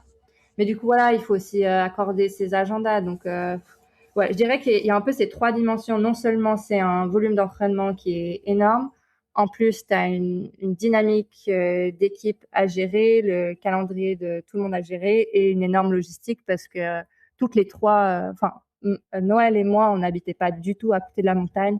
Donc, on s'est retrouvés à faire quand même beaucoup de trajets tous les week-ends pour s'entraîner dans le milieu et le terrain adapté, quoi. Ouais. Donc ça en fait une prépa vraiment lourde, je dirais, mentalement. Vraiment plus mentale que physique, j'ai trouvé. Parce que finalement, c'était pas la première prépa avec du gros volume que je faisais comme ça, mais plus, voilà, l'engagement mental. Puis j'avais l'impression que tout était organisé à la minute près dans mon agenda, parce que aussi, je me suis pas rendu la tâche facile. On a pris un chiot avec mon copain automne passé. Donc voilà. Donc tout était réglé à la minute près dans mon agenda, et à la moindre, tu vois, moindre petit pépin, etc. Tout prenait des proportions énormes en fait. Ouais. J'ai eu de la casse matérielle aussi. J'ai cassé un ski parce que c'est des skis spéciaux. C'est pas les mêmes skis qu'on met pour skier sur piste. Ils sont tout fins, tout légers pour qu'à la montée, tu vois, ça, ce soit le plus agréable possible. Mais du coup, ça les rend assez fragiles, malheureusement. Et donc, j'ai cassé une paire de skis. Donc, tu vois, il y a eu des frais, puis le stress de trouver, c'est pas des skis, tu vois, comme c'est pas un sport si populaire et si connu, c'est pas que tu vas à n'importe quel magasin de ski pour trouver ta paire. Mhm. Donc ça aussi, ça a été un stress. Et puis le dernier stress, c'est que voilà, c'est une prépa qui est engageante, et le ski, ça reste un sport risqué. Ben, notre troisième coéquipière, elle s'est fait les ligaments croisés du genou antérieur, ouais, 1 mois avant la course. Et là, c'est voilà. Après, ben, il y a une énorme, c'est quelque chose qui est pris en compte au moment où tu t'inscris à la patrouille, parce que c'est malheureusement connu que voilà, c'est une prépa tellement engageante, lourde. Il y a des fois des blessures ou des accidents de vie. On ne sait jamais ce que la vie réserve. Et donc, ils te demandent en fait de déclarer un potentiel, une potentielle remplaçante ou un potentiel remplaçant. Et voilà. Et donc, on a dû se poser la question. Déjà, il a fallu se poser la question, est-ce qu'elle le fait ou est-ce qu'elle le fait pas? Et ça, déjà, en tant que tel, c'était vraiment une conversation qui n'était pas forcément facile à avoir. C'est quelqu'un de Native Maria qui est très optimiste, mais qui est, voilà, je pense que quand je te l'ai présentée, elle fait de l'ultra trail, elle a une connaissance de son corps qui est incroyable, et elle est vraiment très, très musclée. Donc, c'est vrai que d'un côté, je comprends que, tu vois, elle puisse se dire, mais ça peut le faire quand même. Mais le truc, l'enjeu aussi, c'est qu'on on a mis du temps à avoir un diagnostic clair, parce que ça s'est passé 1 semaine avant la deadline que l'armée nous imposait pour annoncer la composition finale de notre équipe. Et donc, pour elle, d'avoir un rendez-vous avec un médecin du sport ou tu vois, quelqu'un spécialiste du genou, parce que les images d'IRM ne sont pas si faciles à interpréter, faire les tests. Alors moi, je ne connais pas trop, mais à ce moment-là, il y a beaucoup de discussions là-dessus. Je crois qu'il y a un test du tiroir qui est fait pour savoir si ton ligament est toujours là, pas là. Puis, tu vois, un coup, il y a un physio, il disait non, mais c'est bon, ton ligament, il est là. Puis un autre, pas là. Puis voilà, il n'y avait pas un diagnostic. Et puis chaque jour, elle voyait des progrès. Elle disait non, mais j'arrive pas encore à plier le genou à 45 degrés, mais j'ai pu faire 45 minutes de vélo. Je pense que ça va le faire. Et, et du coup, ouais, c'était pas facile, parce que toi aussi, tu te dis, ben, voilà, on va être encordé sur le glacier. Il y a quand même des risques qu'on va prendre qui vont pas impacter seulement nous individuellement, mais nous en tant qu'équipe. Et j'avais pas du tout peur pour moi, mais plutôt pour elle, de me dire, tu vois, c'était elle qui en descente a été en première position dans la cordée, et moi en dernière. C'était de me dire, bah voilà, j'ai pas le droit à l'erreur, ça veut dire, parce que si je fais, tu vois, le moindre écart, un virage pas au bon endroit, etc., et que ça met tout à coup une grosse tension dans la corde et que ça la tire en arrière, est-ce que je vais pas la blesser encore plus? Et puis, est-ce que du coup, ça voudra dire qu'il faudra tout le temps adapter son rythme, etc. Et est-ce que vraiment faire 15 heures en ayant une blessure, c'est déjà une course, voilà, super dure et mythique. Est-ce que, voilà, mais d'un autre côté, tu t'es entraîné toute la saison avec cette personne. Tu la connais mieux que quiconque. Donc, est-ce que c'est pas un risque non plus de partir avec quelqu'un que, bah, tu connais beaucoup moins bien? Parce que du coup, notre quatrième, Sophie, moi, je l'avais jamais rencontrée de toute la saison. Donc, je te disais, voilà, les agendas, etc. Elle fait son internat en médecine, et elle faisait des nuits, etc. Donc, finalement, on n'a jamais réussi à trouver un moment pour la rencontrer, sauf que c'est une très, très bonne amie de Noël, donc notre deuxième. Donc elle la connaissait super bien. Elles avaient pu s'entraîner ensemble à diverses occasions, mais moi, je l'avais jamais rencontrée. Et donc voilà, tu vois, tu te retrouves un peu à te dire bon, comment va se passer cette patrouille? Ouais. Et puis surtout, voilà, ça faisait comme l'édition précédente avait été annulée. Finalement, c'était un projet qu'on avait en tête depuis 2 ans et demi, quoi. Donc franchement, c'était difficile de garder son sang-froid et de rester en mode bon bah il y a un problème, il faut qu'on trouve une solution. Moi, j'ai énormément de chance d'avoir un médecin du sport qui est très réactif. Tu vois, du temps que je faisais du haut niveau en voile, on avait une sorte d'accord avec Swiss Olympique où il avait une obligation de me prendre dans les 24 heures quand j'avais un problème. Et en fait, même si je fais plus du tout du haut niveau maintenant, il a un peu gardé cette habitude. Il est Génial incroyable. ça.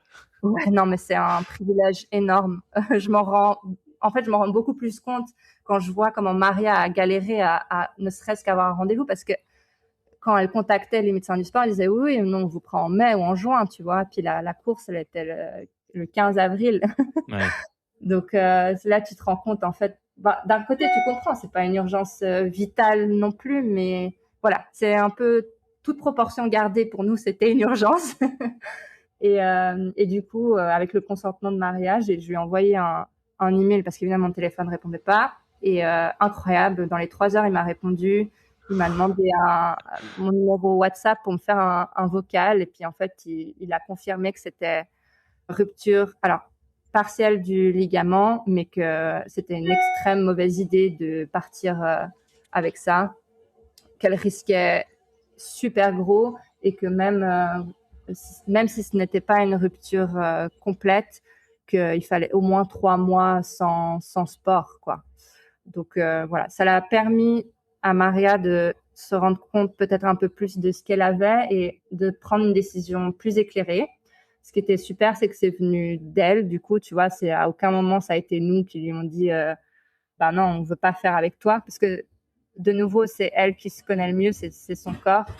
Mais voilà, il y a aussi la dimension d'équipe. Donc, tu vois, c'est des conversations pas forcément faciles à avoir, mais d'elle-même, elle a dit bon bah non, mais en fait, c'est n'importe quoi, je me retire. Et voilà. Mais du coup, Sophie, la quatrième, elle a complètement stressé, paniqué, en mode mince, je vais vraiment faire ce truc en fait. Et puis moi, je me disais oh là là, mais je la connais pas, qu'est-ce que ça va donner, tu vois, qui elle est, comment elle se comporte. J'ai jamais vu skier, enfin voilà. Et en plus, avec nos vies à 1000 à l'heure, chacune de notre côté, on n'a pas pu se rencontrer plus tôt que 3 jours avant la course. Waouh. Ça, c'est pas évident quand même, hein, pour l'avoir vécu aussi, pour être parti sur une grosse épreuve avec des gens que je connaissais peu, finalement, que j'avais vu 2 fois physiquement avant l'épreuve. C'est pas évident parce qu'en fait, t'es dans ta course, mais tu l'es pas complètement parce que je trouve beaucoup, enfin très très pas vigilant, mais en observation, tu vois, de ce que fait la personne. Mais tu vois, je pense que c'est un peu à double tranchant. D'un côté, je pense que effectivement, comme tu dis, tu perds peut-être énormément d'énergie à être dans cet état de vigilance constante. Mais d'un autre côté, comme tu es dans cet état, tu es toujours moi j'ai l'impression toujours dans le respect. Tu vois, tu vas beaucoup moins aller chercher les limites de l'autre d'une certaine façon parce que tu as peut-être un peu trop peur de la réaction que tu connais pas. Ouais, ouais. Alors que quelqu'un que tu connais, tu vois, Maria, je l'aurais peut-être plus facilement poussé que Sophie, du coup, que je connaissais pas. Donc ouais, je pense qu'on saura jamais comment ce serait passé différemment. Mais ça a été incroyable. C'est une fille incroyable. Je pense qu'elle s'est découverte du coup des aptitudes.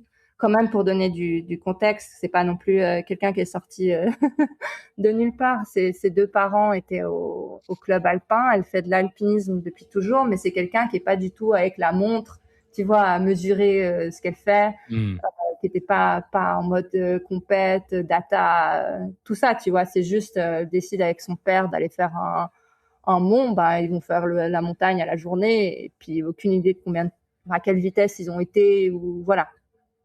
C'est plus côté aventure, vraiment montagne pure, comme ça. Du coup, le premier jour qu'on s'est vu, bon, déjà, ce qui était génial, c'est que ça a matché direct au niveau du caractère. On a tout de suite parlé de choses intimes. Mais je pense d'un côté, on savait qu'on n'avait pas trop le choix. Vraiment, vraiment super sympa. très ouverte, voilà. Et puis, qui n'avait pas peur de dire les choses, qui savait être sérieuse quand il faut être sérieuse, et drôle quand il faut être drôle. Donc, vraiment super. Puis, premier entraînement. Donc, évidemment, tu es à 3 jours de la course, tu fais pas des 1000 et des 100, mais on s'est dit, on va partir de 2 petites heures comme ça. Puis on s'est dit, le mieux finalement, parce que là, le but, ça va être juste de finir et puis de finir en bon état quand même. Et puis surtout sans se détester les uns les autres. Peut-être le mieux, c'est que ce soit elle qui gère l'allure en fait, puisque elle a moins d'entraînement, elle se connaît peut-être un peu moins bien. En tout cas, sur la première partie de course, donc de Zermatt à Rolla, on s'était dit ça va être plus elle qui va gérer l'allure, comme ça on est sûr qu'on la met pas dans le rouge, Ouais. quitte à un peu la tirer après. Mais donc premier entraînement, je lui dis écoute, vas-y, pars devant et montre un peu c'est quoi l'allure que tu ferais sur la course, tu vois. Puis elle part, et puis du coup, moi qui suis beaucoup plus data, je regarde ma montre, puis je vois la vitesse ascensionnelle qu'elle fait, puis je me dis, mais en fait, tout va bien. Vous étiez à combien par curiosité? Parce que c'est un truc que je check aussi Enfin, c'est d'ailleurs la seule stat que je check quand je fais du trail. On était à peu près 600. Ouais. Ça dépend forcément du gradient. Dans les moments les plus raides, t'es à facile 700, et puis dès que c'est un peu plus plat, 400, quoi. Mais ouais, entre 500, 600 en fonction. Ok. Et ce qui était peut-être un tout petit peu en dessous de ce qu'on aurait fait avec Maria, mais c'est totalement suffisant. Je crois que il me semble, si tu veux finir la course, il faudrait plus ou moins que tu sois à 400 en moyenne en vitesse ascensionnelle, tu vois, pour finir dans le temps. Donc voilà, et puis après, je l'ai vu skier en descente, je suis là, et là, pour la première fois de toute la prépa, je me suis sentie apaisée, je me suis dit, ok, c'est bon, ça va le faire. Tout le long avant, j'étais tout le temps dans le doute, tout le temps. Et là, je sais pas, je l'ai vue, et incroyable aussi, elle a une précision chirurgicale. Je sais pas si c'est le fait d'être médecin, et puis elle a été exposée de la chirurgie, mais tu vois, elle avait jamais utilisé des petits skis tout légers de ski alpinisme. Ces histoires de transition où t'enlèves les peaux des skis sans enlever tes skis, je connais pas du tout, tu vois. Pour moi, ça, on oublie clairement l'idée des 15 secondes de transition. Mais d'elle-même, elle vient me demander, montre-moi comment tu fais, tu vois. Et du coup, je décortique le mouvement, je fais un mouvement, elle le fait à la perfection, tu vois. Elle me regarde une fois, elle le répète direct. Incroyable. Elle a un talent, cette fille. Je pense incroyable.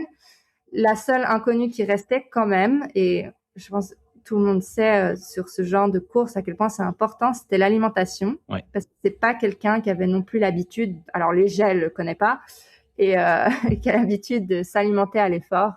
Apparemment, tu vois, quand elle faisait des courses quand je dis courses, pardon, des sorties avec son père en montagne, c'est un peu à la Kylian Jornet, comme il a été élevé aussi, c'est juste tu bois et puis tu manges pas, tu vois. Ouais.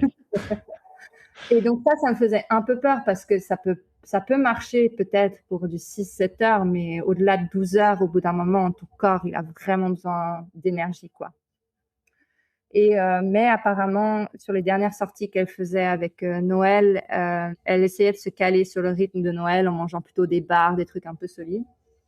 Et donc, on s'est dit, voilà, moi qui m'entraîne beaucoup, je fais un peu du gut training, etc. J'étais à un gel toutes les demi-heures. Elle, c'était plutôt mange un truc, peu importe ce que c'est, toutes les 45 minutes. Et incroyable parce que là aussi, tu vois, elle a mangé des gels, du coup. Elle a eu 0 problème digestif. Alors que Noël, qui a plus l'habitude de manger des gels, sur les 3-4 dernières heures, elle tournait plus qu'au coca parce que ça passait plus, tu vois. Wow. Donc c'est vraiment, je pense que, je sais pas, elle était touchée par la main de Dieu ou je sais, j'en sais rien, mais incroyable, quoi. Vraiment un truc de fou. Parce que tu as, j'ai pas trouvé ces infos. Il y a une page info sur la course, mais j'imagine qu'ils ont désactivé d'ici la prochaine édition. Il y a aucune info dessus. T'as des ravitaux. C'est organisé comment Alors 2 questions. Déjà, comment ça se présente? Est-ce que t'as des ravitaux, des balises? Comment tu te repères? Parce que t'avais l'air de dire que c'était très très organisé. Et 2, t'as mentionné le fait qu'il y a beaucoup il y a une forte présence de l'armée. Pourquoi? C'est parce que la course est gérée ou en tout cas encadrée par l'armée suisse?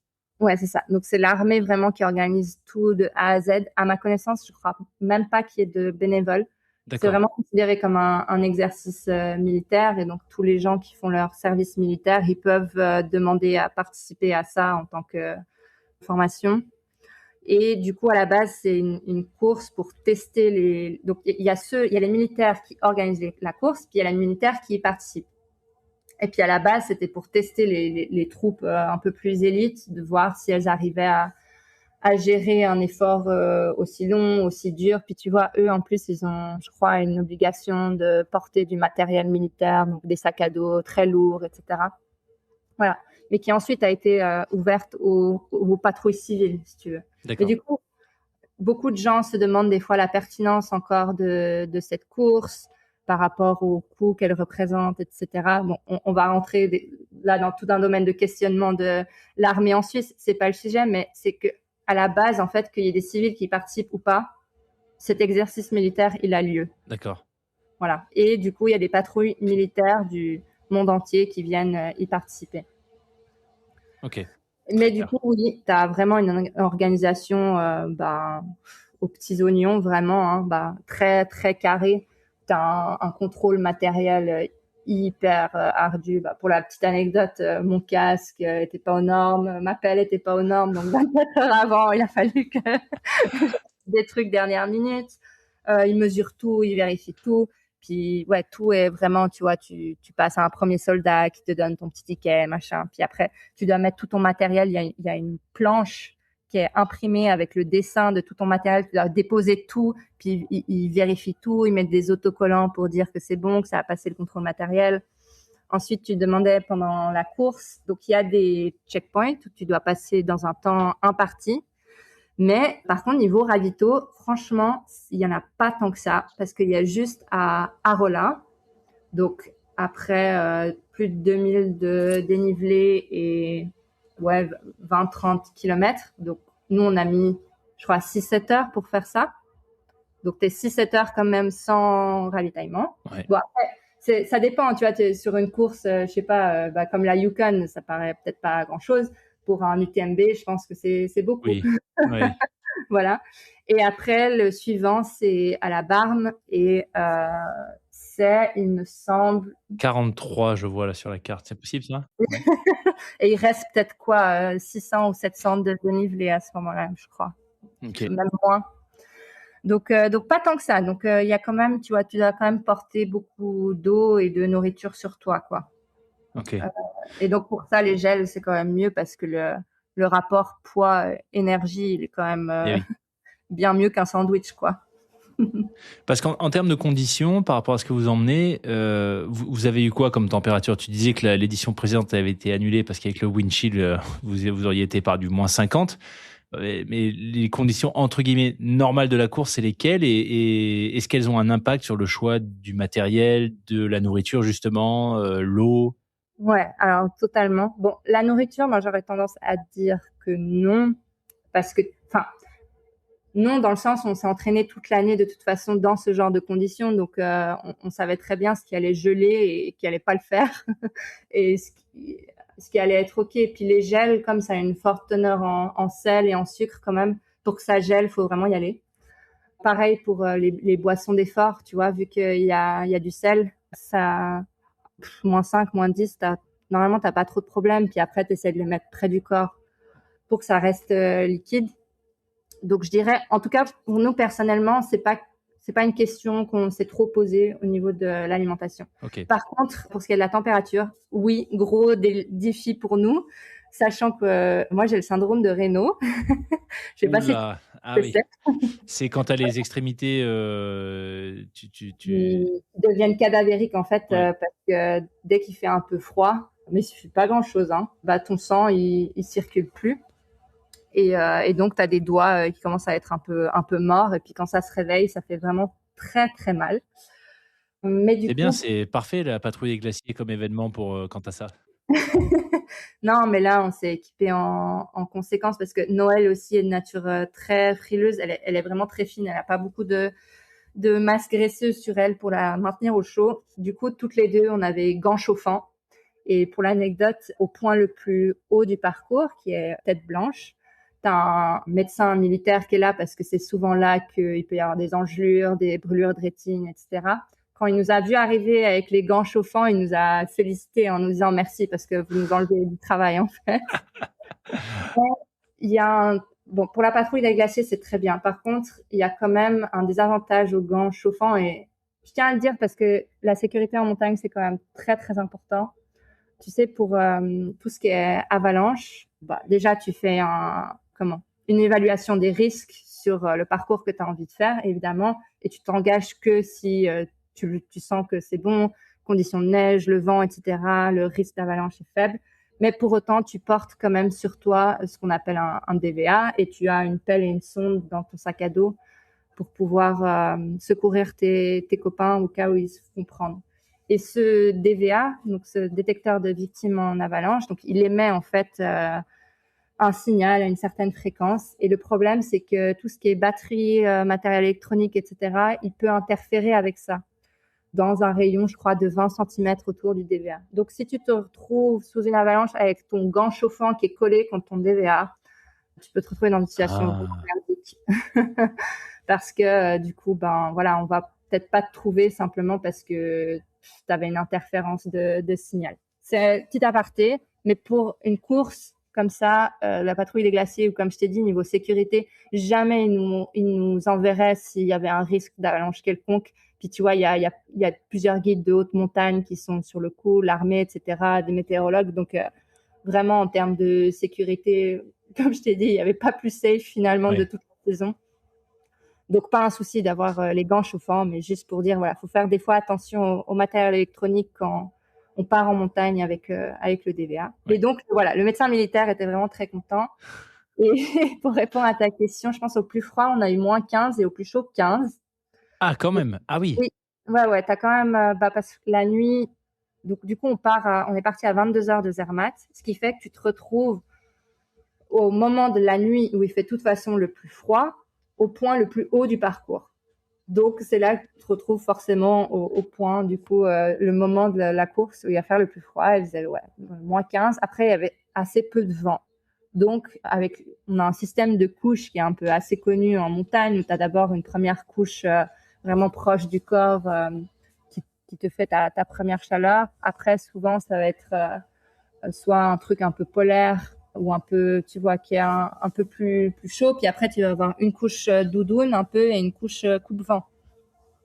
Et donc, en alternant, en fait, avec ces couches, tu t'en sors, quoi. Finalement, tout en haut du parcours, on avait toutes les couches. Puis après, c'est le lendemain, à midi, quand tu es dans la face de la Rosa Blanche. Je veux pas dire de bêtises, mais je crois exposé plein sud.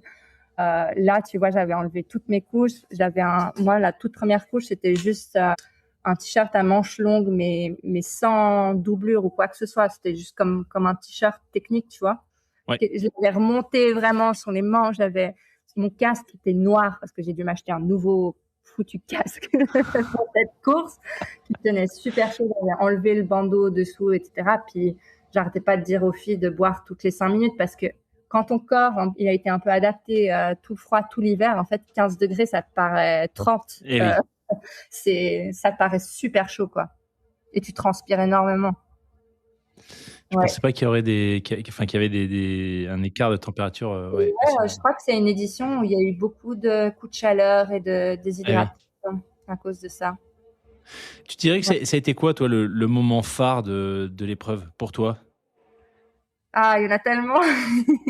Mais quand tu arrives à Tête Blanche, quand même, tu vois, donc tu as le Cervin sur la gauche et tu as toute cette nuit étoilée et tu vois toutes ces petites loupiottes, tu vois, devant et derrière toi. C'est quand même, c'est une image que tu retiens et qui reste, quoi, d'être en haute montagne comme ça, de nuit. Puis tu as vraiment cette ambiance il y a une solidarité aussi entre les patrouilles qui est très chouette. Les soldats, ils sont vraiment hyper sympas, tu vois, dans les transitions, les manips, puis ils t'aident sans problème. Donc, c'est vraiment difficile de prendre un moment, mais si je devais en choisir qu'un, je pense que c'est l'arrivée à Tête Blanche, quoi. On était vraiment euphoriques, c'était magnifique, les paysages. Et puis, on a commencé la course un peu stressé parce que du coup, comme je t'ai dit, on a demandé à ce que ce soit Sophie qui qui set the pace, qui choisissent l'allure sur le début. Et donc, on avait un deal, c'est que il y avait un premier checkpoint Schönbill, que je pensais qu'on arriverait au bout de 2h30 et que la barrière horaire est à 3h. Et en fait, tu pars de Zermatt avec les skis et les chaussures de ski sur les skis, le tout sur le sac à dos, et tu pars en basket pour trouver la neige parce que on est mi-avril quand même, donc Zermatt c'est à 1600 mètres, tu vois, il y a pas vraiment de neige à cette altitude à cette période de l'année. Donc tu démarres en trail en fait. Et Sophie, elle nous a dit, moi les filles, par contre, je cours pas parce que si on court, ça va me mettre dans le rouge, et se mettre dans le rouge au départ d'une course aussi longue, c'est vraiment débile. Je dis, pas de souci, tu te connais le mieux, c'est toi qui vois. Et donc on part comme ça, on part dans l'euphorie du départ, machin, l'ambiance est incroyable et tout, c'est de nuit, trop beau. On arrive à la neige, on met les skis, on est vachement entouré, il y a plein d'autres patrouilles autour de nous. Puis je vois le chrono qui avance, on arrive à 2h30 et on n'est toujours pas à Schönbill. Et du coup, là, c'était, tu vois, je voulais pas mettre la pression à Sophie et la stresser, mais d'un autre côté, je voulais qu'elle ait l'information quand même, tu vois. Et donc, je lui dis, bah, si jamais, pour info, on est à 2h30, elle dit, ouais, c'est bon, ça va le faire. Puis, on arrive à ce qu'on appelle la moraine du glacier. Donc, c'est tous des cailloux qui ont été amenés par le glacier, en fait, sur ses côtés et la fin. Et donc là, il fallait enlever les skis, mettre sur le sac et puis grimper un petit peu. Puis les cailloux étaient un peu instables, etc. Et là, je vois 2h48 sur la montre et je vois toujours pas la lumière de ce foutu checkpoint. Et finalement, on y est arrivé à genre 2h55. Et l'armée, ils sont pas très sympas. C'est que tu passes, en fait, tu bipes le dossard qu'au moment où tu es prêt pour la phase suivante. Et c'était l'endroit, en fait, où il fallait s'encorder. Donc, en fait, tu pouvais être en dossard qu'après t'être encordé. Donc, on avait, 5 minutes, c'était large pour s'encorder et tout. Mais tu vois, par principe, quand toi, dans ta tête, tu dis, ouais, je pense que ça va me mettre 2h30, allez, max 2h45, puis tu es à 2h55, et puis qu'il faut s'encorder vite. Et puis, il y a le piolet de lune qui tombe, qui se détache du sac. Il faut vite le rattacher. Voilà, je crois qu'on a bipé à 2h58. J'ai été voir après. Après, j'étais là, mais c'est pas possible. Et de redescendre un peu, tu vois, et de se remettre dedans sans paniquer. Parce que, tu vois, de se dire, en fait, tout peut s'arrêter stupidement au bout de 3 heures, juste parce qu'on marche au lieu de courir. Ouais. C'est un peu dommage, quoi. Puis, tu vois, mon rythme cardiaque, je regardais, j'étais en zone 1. Donc, moi, Ah oui. Donc, moi, j'étais vraiment il y avait de la frustration un petit peu. Mais je suis contente parce que, tu vois, on n'a jamais basculé dans la panique, on n'a jamais basculé dans, tu vois, j'ai jamais engueulé, même Noël aussi, elle commençait à stresser, mais on a gardé notre calme et on a fait confiance à Sophie parce qu'elle avait déjà fait le parcours en sens inverse, donc elle savait exactement où était Schönbill. Puis voilà, puis ça a marché. Et puis après, par contre, le moment où on était encordé, à la base, moi, je voulais que ce soit Sophie qui donne le rythme, mais à l'entraînement, elle a dit, honnêtement, moi, je préfère que ce soit toi. Une fois que voilà, on est bien échauffé, etc., je pense que pour moi, c'est plus facile de me mettre dans les traces de quelqu'un et de débrancher le cerveau. Et puis en plus, pendant l'entraînement, tu as pu voir quelle allure je faisais. Donc, je te fais confiance pour garder la bonne allure. Du coup, c'est moi qui ai pris la tête de cordée. Et là, j'ai un peu poussé quand même parce que je me disais, attends, on a que 2 minutes d'avance sur la barrière horaire, ça va pas du tout. Oui, là, c'est serré quand même, hein. 2 minutes. Ouais. Ça va pas du tout. Et là, on a fait une super montée, on a fait une super descente. Et je pense qu'il y a aussi, tu vois, même toute la saison avec Noël, etc. Je pense que je voyais des fois un potentiel en elle que elle voyait pas. Je pense que tu vois, des fois, de mettre des chiffres sur les choses, genre, je disais, mais les filles, vous savez, moi, je pense qu'on est capable de faire du 700 à l'heure. Tu vois, je pense qu'il y a des fois peut-être des petites pensées limitantes qu'ils pouvaient avoir chez elles. Et du coup, voilà, j'ai fait ce rythme-là un peu sans leur dire. Et puis, à chaque fois que je leur demandais rythme OK, elle était là, non, rythme OK. Donc, je dis, bon, allez, trop bien, on y va. Et voilà, on a fait une remontada où, du coup, la barrière horaire de Tête Blanche, on est arrivé avec 30 minutes d'avance. Puis celle d'Arola, je crois, 2 heures. Ah oui, OK. Ou 1h30. Mais ce qui est assez intéressant au final, c'est que si tu regardes notre rythme tout au long de la course, il a été quand même vachement constant. C'est pas un positif, c'est pas un négatif split non plus, faut pas exagérer, mais très constant. Et notre classement, par contre, c'est un négatif split. Donc, je pense qu'il y a quand même énormément de gens qui partent trop vite et qui après, du coup, sont dans le dur, tu vois, dans le dernier tiers de la course. Tandis que nous, tu regardes nos classements par segment, genre le couloir de la Rosa Blanche, on est dans le premier quart, alors qu'au final, tu vois, on fait moitié de classement à toute fin. Ouais. Donc, vraiment, on a une gestion de course qui était assez folle. Puis surtout, quand tu penses à quel point on se connaissait pas bien, tu vois, Ouais. c'est vraiment drôle. C'est vraiment drôle. Et puis, à la descente, du coup, de Tête Blanche à Rolla, notre stratégie aussi à l'entraînement, c'était de faire des longs virages un peu de débutant. C'est en gros, tu traverses la pente, puis la première annonce, je tourne, et puis tu vois, les deux autres, elles suivent. Puis tu descends comme ça la pente en serpent un petit peu. Puis en fait, au final, on a vu qu'il y avait plein de gens avant nous qui avaient été tout droit en chasse-neige, donc avec les skis en forme de pizza, comme ça, où tu fais aucun virage, tu vas juste tout droit et tu freines. Et du coup, il y avait une sorte de bande de neige de peut-être 2 mètres de large, comme ça, qui allait tout droit. Et ben, on a décidé de faire pareil. Et comme on était trois, je dirais, bonnes skieuses, peut-être par rapport à la moyenne des patrouilleurs, là aussi, on a fait une super descente.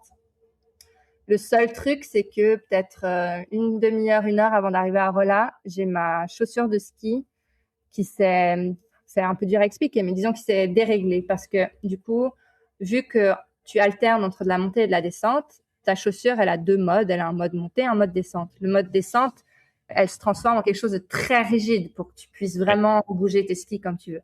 Par contre, en mode montée, elle devient beaucoup plus souple et c'est pas une basket, mais ça ressemble déjà beaucoup plus à une basket. Pas du tout les chaussures de ski traditionnelles, très lourdes et très rigides avec lesquelles tu marches en canard en station de ski. C'est vraiment, tu peux vraiment plier la languette et le talon se relève sans problème. Et en fait, tout à coup, de manière intempestive, ma chaussure, elle basculait en mode montée alors qu'on était en descente. Et donc, tout à coup, tu te retrouves à perdre l'équilibre et à plus du tout pouvoir bien skier. Et là, je sais pas, j'ai pas du tout paniqué. J'ai réussi à skier et j'ai même pas paniqué par rapport au reste de la course. Je me suis dit, bah, on verra bien à Rolla. Et à Rolla, en fait, on avait Maria, donc tu sais, celle qui s'était blessée, Oui. qui était venue nous faire le ravitaillement. Elle était là avec son copain et il y avait le copain de Noël. Et donc, pendant que je mangeais, ils ont réparé la chaussure. Puis, tu vois, c'est juste, voilà, finalement, quelque chose qui aurait pu être totalement dramatique.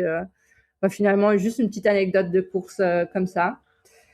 Et là, on a pris notre temps vraiment, tu vois, pour changer la première couche qui était un peu transpirante en de nouveaux vêtements. On a vraiment pris le temps de s'alimenter, du bouillon, des pâtes, tout ça. Peut-être trop long, mais je pense que des fois, c'est mieux de faire un peu plus long et de vraiment repartir frais que de rush ton ravito puis pas avoir assez mangé, assez bu, parce que même en mangeant des gels toutes les 30 minutes et en buvant, tu peux jamais couvrir à 100% tes besoins énergétiques. Donc, plus tu manges, mieux c'est quand même. Ouais, puis je pense que sur des épreuves de cette durée, tu as aussi une histoire de... Enfin, j'imagine, tu vas me dire, la scientifique va me dire si je me trompe pas, mais je pense que tu dois aussi commencer à te traîner, tu vois, de la fatigue nerveuse et que finalement, ces temps de repos, ils te permettent aussi, au-delà de recharger, tu vois, en nourriture, en eau, Ouais, etc., je suis de faire d'accord un peu un avec reset. Et puis d'échanger avec des proches, tout ça, de Ouais. voir des sourires. Je suis d'accord avec toi. Mentalement, c'est très, très important. Et puis voilà, puis on est reparti. Je pense que les deux autres, du coup, qu'on ait fait une longue pause, elles ont mis un peu de temps à se remettre dans le rythme. Là, j'ai tiré un petit peu Sophie parce que du coup, tu as le droit, pour essayer d'uniformiser un peu le niveau dans l'équipe, tu as le droit d'avoir un élastique et de te Ah, tirer, en fait. Comme si c'est un élastique, tu vois, c'est pas non plus que je la tire comme au téléski. Elle doit quand même fournir un effort, mais en fait, ça va alléger la charge ouais. qu'elle doit mettre pour faire la même vitesse. Donc là, je l'ai tiré un petit peu. Et puis là aussi, pour moi, c'était un moment très fort parce que j'ai vu, je la tirais, on faisait du 650 à l'heure et je voyais que j'étais en zone 2 sur ma montre. Je me suis dit, mais purée, mais mon corps, il est incroyable, quoi. Ah. Alors, on a mi-course, on est passé par 3600 d'altitude, ça fait plus de 8 heures que tu es déjà parti. Et en fait, tu es tranquille. c'est dingue, quoi. Ouais. Enfin, vraiment, je me suis dit, mais c'est un truc de fou. Vraiment, merci petit corps et merci tous les entraînements, quoi. Non, vraiment chouette. Et après, là, il y avait un col qui était un peu technique, le col de Ritmaten. De nouveau, tu dois mettre tes skis sur le sac à dos et grimper comme ça. Alors, la montée, elle n'était pas très technique, mais je pensais qu'une fois que tu arrivais en haut, tu rechaussais tes skis et tu redescendais. Mais en fait, non, c'était tellement raide qu'il fallait redescendre à pied dans la neige, vraiment en mode alpinisme, avec des mains courantes sur les côtés. C'est ouais, mix de neige, de cailloux, un peu gelé, etc. Et moi, ça, j'avoue, c'est pas mon fort. La raison, par exemple, pour laquelle je fais pas beaucoup de trails, c'est que je suis un peu nulle en descente. Je suis très grande, alors je pense que j'ai un centre de gravité assez haut et je me sens pas très à l'aise. Donc là, je dirais que pour moi, ça a été le moment un peu le plus difficile. C'était plus mental que physique, tu vois, parce que ouais, j'avais tellement peur de glisser. Hmm. Il y a un gars à côté de moi qui voulait absolument nous dépasser et que quand il l'a fait, bah, il a dévalé 3-4 mètres plus loin et puis il s'est fait sermonner par un soldat en mode eh oh, genre ça vaut pas la peine de la vie en danger Ouais. juste pour dépasser 3 nanas, donc calme quoi. Ce qui m'a encore moins mise en confiance, mais là c'était super parce que Sophie, donc qui vient plus du milieu vraiment alpinisme, etc., était juste derrière moi et puis elle me, tu vois, elle m'encourageait, elle me disait c'est super ce que tu fais. Enfin, c'était vraiment chouette parce que tu vois, tout le reste de la course c'était plutôt nous qui l'attirions un petit peu et ce moment-là, elle a pu vraiment elle se mettre en avant et m'aider et m'encourager. Mais oui, je suis beaucoup plus à l'aise, c'est drôle, en descente à ski que sur mes pieds. Si je peux descendre à ski, je descends à ski plutôt qu'à pied. Voilà. Et là, je pense qu'après, il y a le moment un peu le plus difficile mentalement de toute la course, c'est tu as une sorte de faux plat montant descendant, ça alterne comme ça, le long d'un lac. Et tu Le vois lac des 10, c'est ça? le lac des 10, c'est ça. Ouais. Et tu en vois jamais le bout. Et tu te dis, mais est-ce qu'on va y arriver un jour? Alors, d'un autre côté, moi, je trouvais que c'était un moment qui était pas mal parce que du coup, vu que c'est un peu plat, c'est pas très physique. C'est le moment parfait, en fait, pour vraiment te ravitailler à nouveau. Donc, j'ai exhorté à fond mes patrouilleuses pour qu'on se ravitaille. Mais c'est vrai que c'est un moment où c'est facile aussi de laisser un peu aller à ton cerveau en mode j'en ai marre, quand est-ce qu'on arrive? Enfin, tu vois, Ouais. le genre où le paysage reste toujours le même pendant un petit moment parce que c'est vrai que c'est une énorme force, je trouve, dans ces courses au paysage incroyable, c'est que dès que ça va pas, bah, tu lèves la tête et tu te dis waouh, c'est magnifique ici et puis j'ai trop de chance d'être là. Mais là, voilà, de voir toujours ce barrage au fond là, qui ne se rapproche pas, c'était, je pense, c'est compliqué pour tout le monde. Donc, je crois que c'est un moment qui dure bien 1 heure et demie, quelque chose comme ça. Et après, ben là, on arrive au ravitaillement de la Barme. Et c'est là où bah, beaucoup de gens, en fait, ils abandonnent parce qu'ils voient au loin le couloir de la Rosa Blanche, tout ce qui reste à faire. Puis il fait très chaud, ils sont déshydratés, ils n'ont pas assez mangé. C'est un peu dommage parce que c'est vraiment le last push d'une certaine manière. Mais donc là aussi, on a vraiment pris le temps, toilette, bien se ravitailler, etc. C'est à ce moment-là que Noël, je crois, elle a dû basculer à pure coca parce que ça passait plus trop le reste. Et du coup, c'est plus elle et Sophie qui ont vraiment mené le rythme à ce moment-là parce que moi, j'étais vraiment super bien, mais à aucun moment je voulais tu vois, leur forcer l'allure au risque de pas finir. Oui. Donc, à ce moment-là, je me suis vraiment mise en retrait derrière. J'ai pris des photos. Voilà, je m'alimentais. Je leur rappelais tellement de boire et manger que je les énervais des fois. Oui, Marine, je mange, c'est bon. Mais je pense que c'est tellement important, quoi. C'est vraiment une des dimensions de la course qui fait que tu vas arriver au bout ou pas. Mm. Et après, l'ambiance dans ce couloir de la Rosa Blanche, donc c'est aussi un endroit où tu mets tes skis sur le sac à dos. Il faut vraiment grimper cette pente, ouais, très très raide.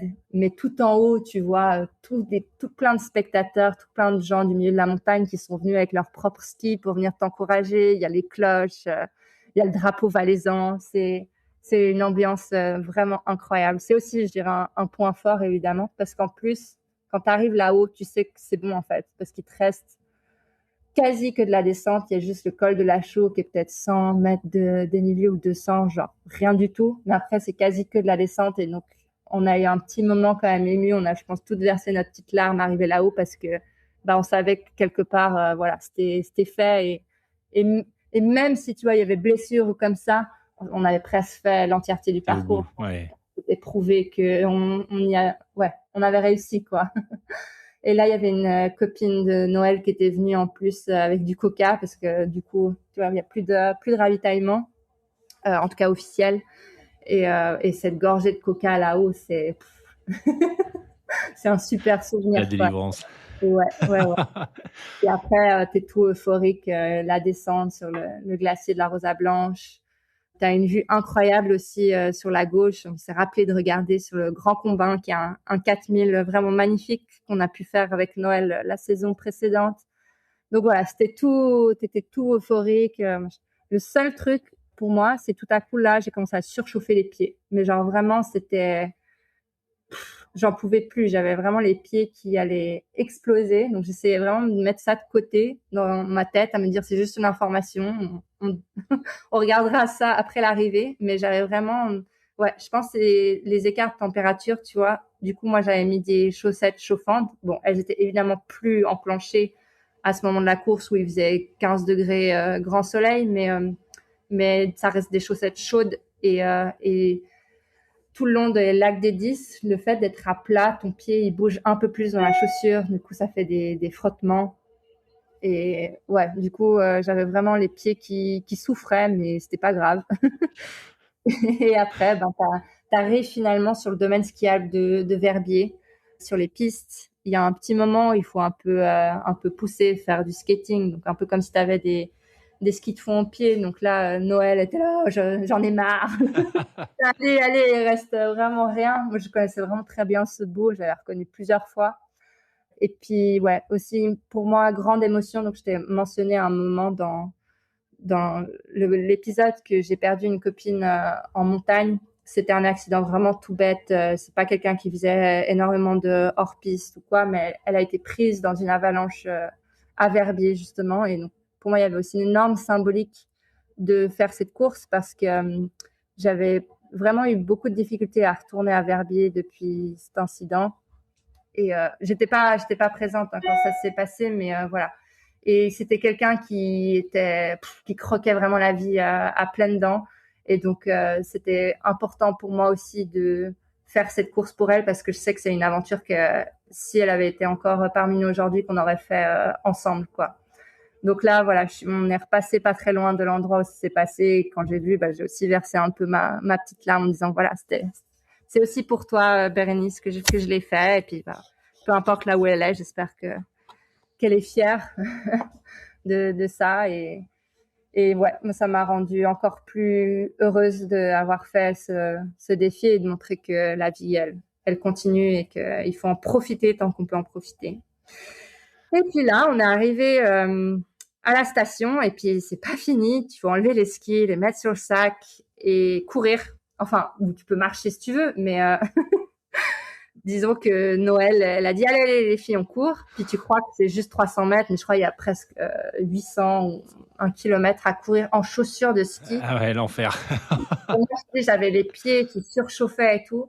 Et donc, je l'ai fait, mais j'ai vécu une semaine sans chaussures après parce que à pieds nus parce que vraiment, je supportais plus d'être dans des chaussures surchauffées et vraiment la plante de mes pieds était complètement irritée. Alors, j'avais pas de cloque, mais juste, je pouvais plus avoir de tissu ou une semelle contre ma plante de pied, quoi. Ça m'était devenu insupportable. Mais on a couru par principe parce que voilà. Et on a fini évidemment dans les bras l'une de l'autre et à retrouver nos familles là-bas, des copines, des copains et ouais, c'était assez fou. Et en fait, ce qui est, moi aussi, j'ai trouvé dingue, c'est que j'ai l'impression que la course, elle a duré 1 heure. Tu vois, c'est passé super vite. Et quand tu mets en perspective le temps de course par rapport au temps de prépa, tu mets vraiment beaucoup de temps à réaliser, en fait, que tu l'as fait. Et je pense qu'on était tellement prêtes quand même, malgré toutes nos péripéties, que ouais, ça se passe tellement bien que du coup, tu vois, on est arrivé, j'aurais pu le refaire dans le sens inverse, quoi. Ah ouais. Et en fait, dans ma récupération, ce qui a été long, ça a été de récupérer mentalement et pas du tout physiquement. Je dirais que Physiquement, c'était le fait d'avoir fait une nuit blanche, puisque tu pars à 22h et tu arrives à midi le lendemain. Mais ouais, non, c'était plus mental, quoi. Physiquement, je pense que je pouvais refaire du sport 2-3 jours plus tard sans problème. C'est C'est dingue. fascinant quand même hein, sur le potentiel du Ah, mais c'est corps. incroyable. Mais je pense vraiment que le mental se met des limites. Enfin, notre cerveau, pour nous protéger, nous met énormément de limites parce que, d'un côté, c'est normal. Il veut préserver le corps de tous les dangers, des extrêmes, etc. Mais dès que tu arrives un peu à dépasser un peu ça, tu te découvres un potentiel. Le corps humain est vraiment fait, je trouve, pour l'endurance. C'est incroyable. C'est vraiment incroyable. Waouh, quel récit exceptionnel. Ça donne vraiment envie de... Tu vois, c'est pas du tout une discipline que je connais, mais cette notion d'effort dans la durée, même le rythme que tu évoques, tu vois, alors... enfin, en tout cas, le rythme, l'intensité, j'ai envie de te dire, tu vois, par rapport aux vitesses ascensionnelles, etc. Moi, en tout cas, à titre personnel, c'est vraiment le type d'effort et de durée qui me plaisent bien. Et là, quand j'entends le récit que t'en fais, ça donne, j'en avais la chair de poule parfois. Trop bien. Mais, non, mais j'espère que ça inspire d'autres parce que on peut vraiment le voir d'un regard extérieur comme quelque chose d'inatteignable et réservé à une certaine élite. Ce qui, d'un côté, tu vois, maintenant que je suis dans le monde un peu l'alpinisme, etc., que je fais pas que des courses, je fais aussi, voilà, des montagnes juste pour le plaisir, des 4000, machin, ou des trucs un peu techniques. Je comprends d'un côté que il y a ce côté du milieu montagnard un peu, on veut garder ça pour nous parce que voilà, il y a la dimension du risque, du danger, puis c'est tellement beau, puis des fois c'est vrai que tu arrives en haut d'un pic et puis on est une dizaine de personnes là-haut et finalement le danger vient du fait qu'on est 10 là-haut et pas du tout d'être là-haut. ouais. D'un côté, je comprends ça, mais je pense que c'est important qu'au bout d'un moment, il faut être transparent sur ce qui est vraiment faisable et pas faisable. Et je pense que, voilà, si tu sais déjà skier, parce que bon, il y a quand même, on parle beaucoup du dénivelé positif, mais il y a quand même le dénivelé négatif et savoir skier et skier dans des neiges, parce que du coup, t'es pas du tout sur de la piste, dans des neiges dégueulasses, c'est une dimension quand même très importante de la course. Mais qu'il faut pas se dire non plus que c'est réservé à une élite d'alpinistes qui fait de l'Himalaya, tu vois. Ouais. C'est voilà, j'aimerais vraiment transmettre ce message que voilà, si tu fais déjà du ski de rando, que tu es sensible aux questions de sécurité en montagne parce que pendant ta préparation, évidemment, tu peux pas t'entraîner juste sur de la piste, il faut sortir et du coup, c'est important que tu connaisses les risques, mais que ouais, si tu es déjà un peu dans ce milieu, en fait, c'est quelque chose de totalement atteignable et si c'est un rêve que tu as, en fait, vas-y parce que c'est possible, quoi. Vraiment, c'est possible. Absolument d'accord avec toi. Enlevons-nous les barrières, osons. Et écoute, je suis absolument convaincu que ton récit en inspirera au moins une personne sur le podcast, ça c'est certain. Ouais, J'ai souvent j'espère. des retours, tu vois, après des témoignages de ce type. Donc vraiment, un immense merci, Marine. Est-ce que toi, tu t'es déjà sur d'autres épreuves, d'autres aventures après cette patrouille des glaciers? Alors, du coup, là, d'avoir fait une prépa plutôt orientée ultra en même temps que de travailler à 100%, d'avoir un chiot, etc. Comme je t'ai dit, la récupération mentale, elle était assez longue. Et je pense, ça m'a fait aussi beaucoup réfléchir, tu vois, sur les réseaux, tout ça. En ce moment, le long est vachement mis en avant. Presque, ça va peut-être à l'encontre de ce que j'ai dit juste avant. C'est possible, allez-y, mais il y a aussi une sorte de normalisation maintenant, je trouve, de ce genre Oui. d'aventure. Et pour moi, en tout cas moi personnellement, j'ai vraiment réalisé pour moi-même que c'est pas durable pour moi de faire ça tout le temps. Qu'il y ait des périodes de vie où tu te donnes, voilà, 9 mois, 6 mois, 1 an pour réaliser ce genre de challenge, absolument. Mais pour moi, personnellement, mentalement, je peux pas être à 100% partout, tout le temps, en fait, au bout d'un Ouais. moment. Et donc maintenant, j'ai envie de revenir à du court, j'ai envie de revenir à une routine sportive un peu moins prise de tête. Et donc là, je reprends gentiment du triathlon, mais tu vois, sur des distances short et olympiques. Voilà, juste pour le plaisir, retrouver un peu une routine sportive qui soit viable, durable, tu vois, qui me donne plaisir vraiment au long terme. Ouais. Et voilà, il y a quelqu'un qui m'a demandé si je voulais déjà re-signer pour la patrouille dans C'est vrai. 2 ans. J'ai dit, à l'heure d'aujourd'hui, c'était que la course sans la prépa, oui. Mais non, là, c'était vraiment beaucoup d'engagement. Comme je t'ai dit, c'est vraiment juste parce qu'il y a d'autres aspects de la vie qui prennent énormément de place. Si je travaillais à 50%, par exemple, tu vois, serait différent. C'est juste que pour moi, c'est pas le volume d'entraînement, tout ça. C'est juste l'engagement que ça prend et le peu de temps de récupération que tu as parce qu'il y a juste tous les autres aspects de ta vie qui prennent énormément de place, quoi. Donc là, voilà, je vais retourner à quelque chose d'un peu plus viable, durable pour moi, des petits triathlons.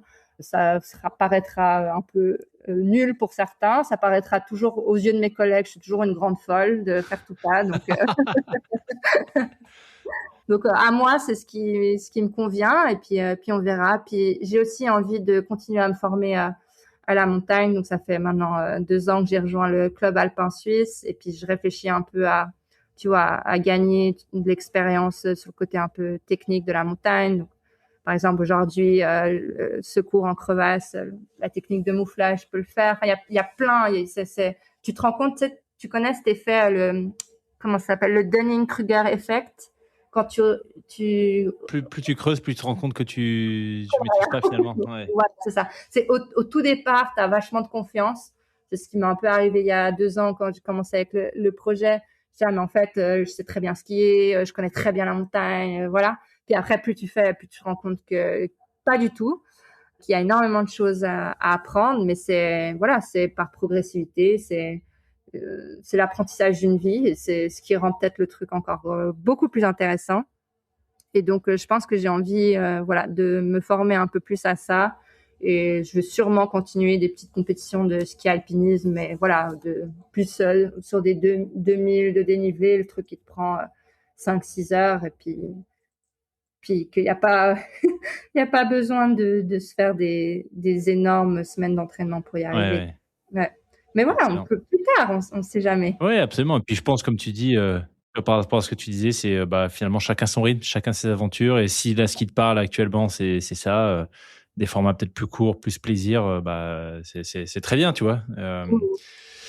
Très, très bien. Écoute, en tout cas, Marine, un immense merci. C'était passionnant. Je vois qu'on a vraiment dépassé le temps. Mais c'était trop chouette de raconter tout ça. Non, c'était génial. Et tu vois, la patrouille des glaciers, j'en avais entendu parler forcément, mais sans jamais avoir rencontré quelqu'un qui avait pu y participer. Donc, ultra, ultra intéressant d'avoir ton retour. Merci encore à Marjorie pour la mise en relation. Elle ne s'était pas trompée, une fois de plus. Merci Marjo. Et puis écoute Marine, je te souhaite une excellente continuation et peut-être à très bientôt. Ouais, à bientôt.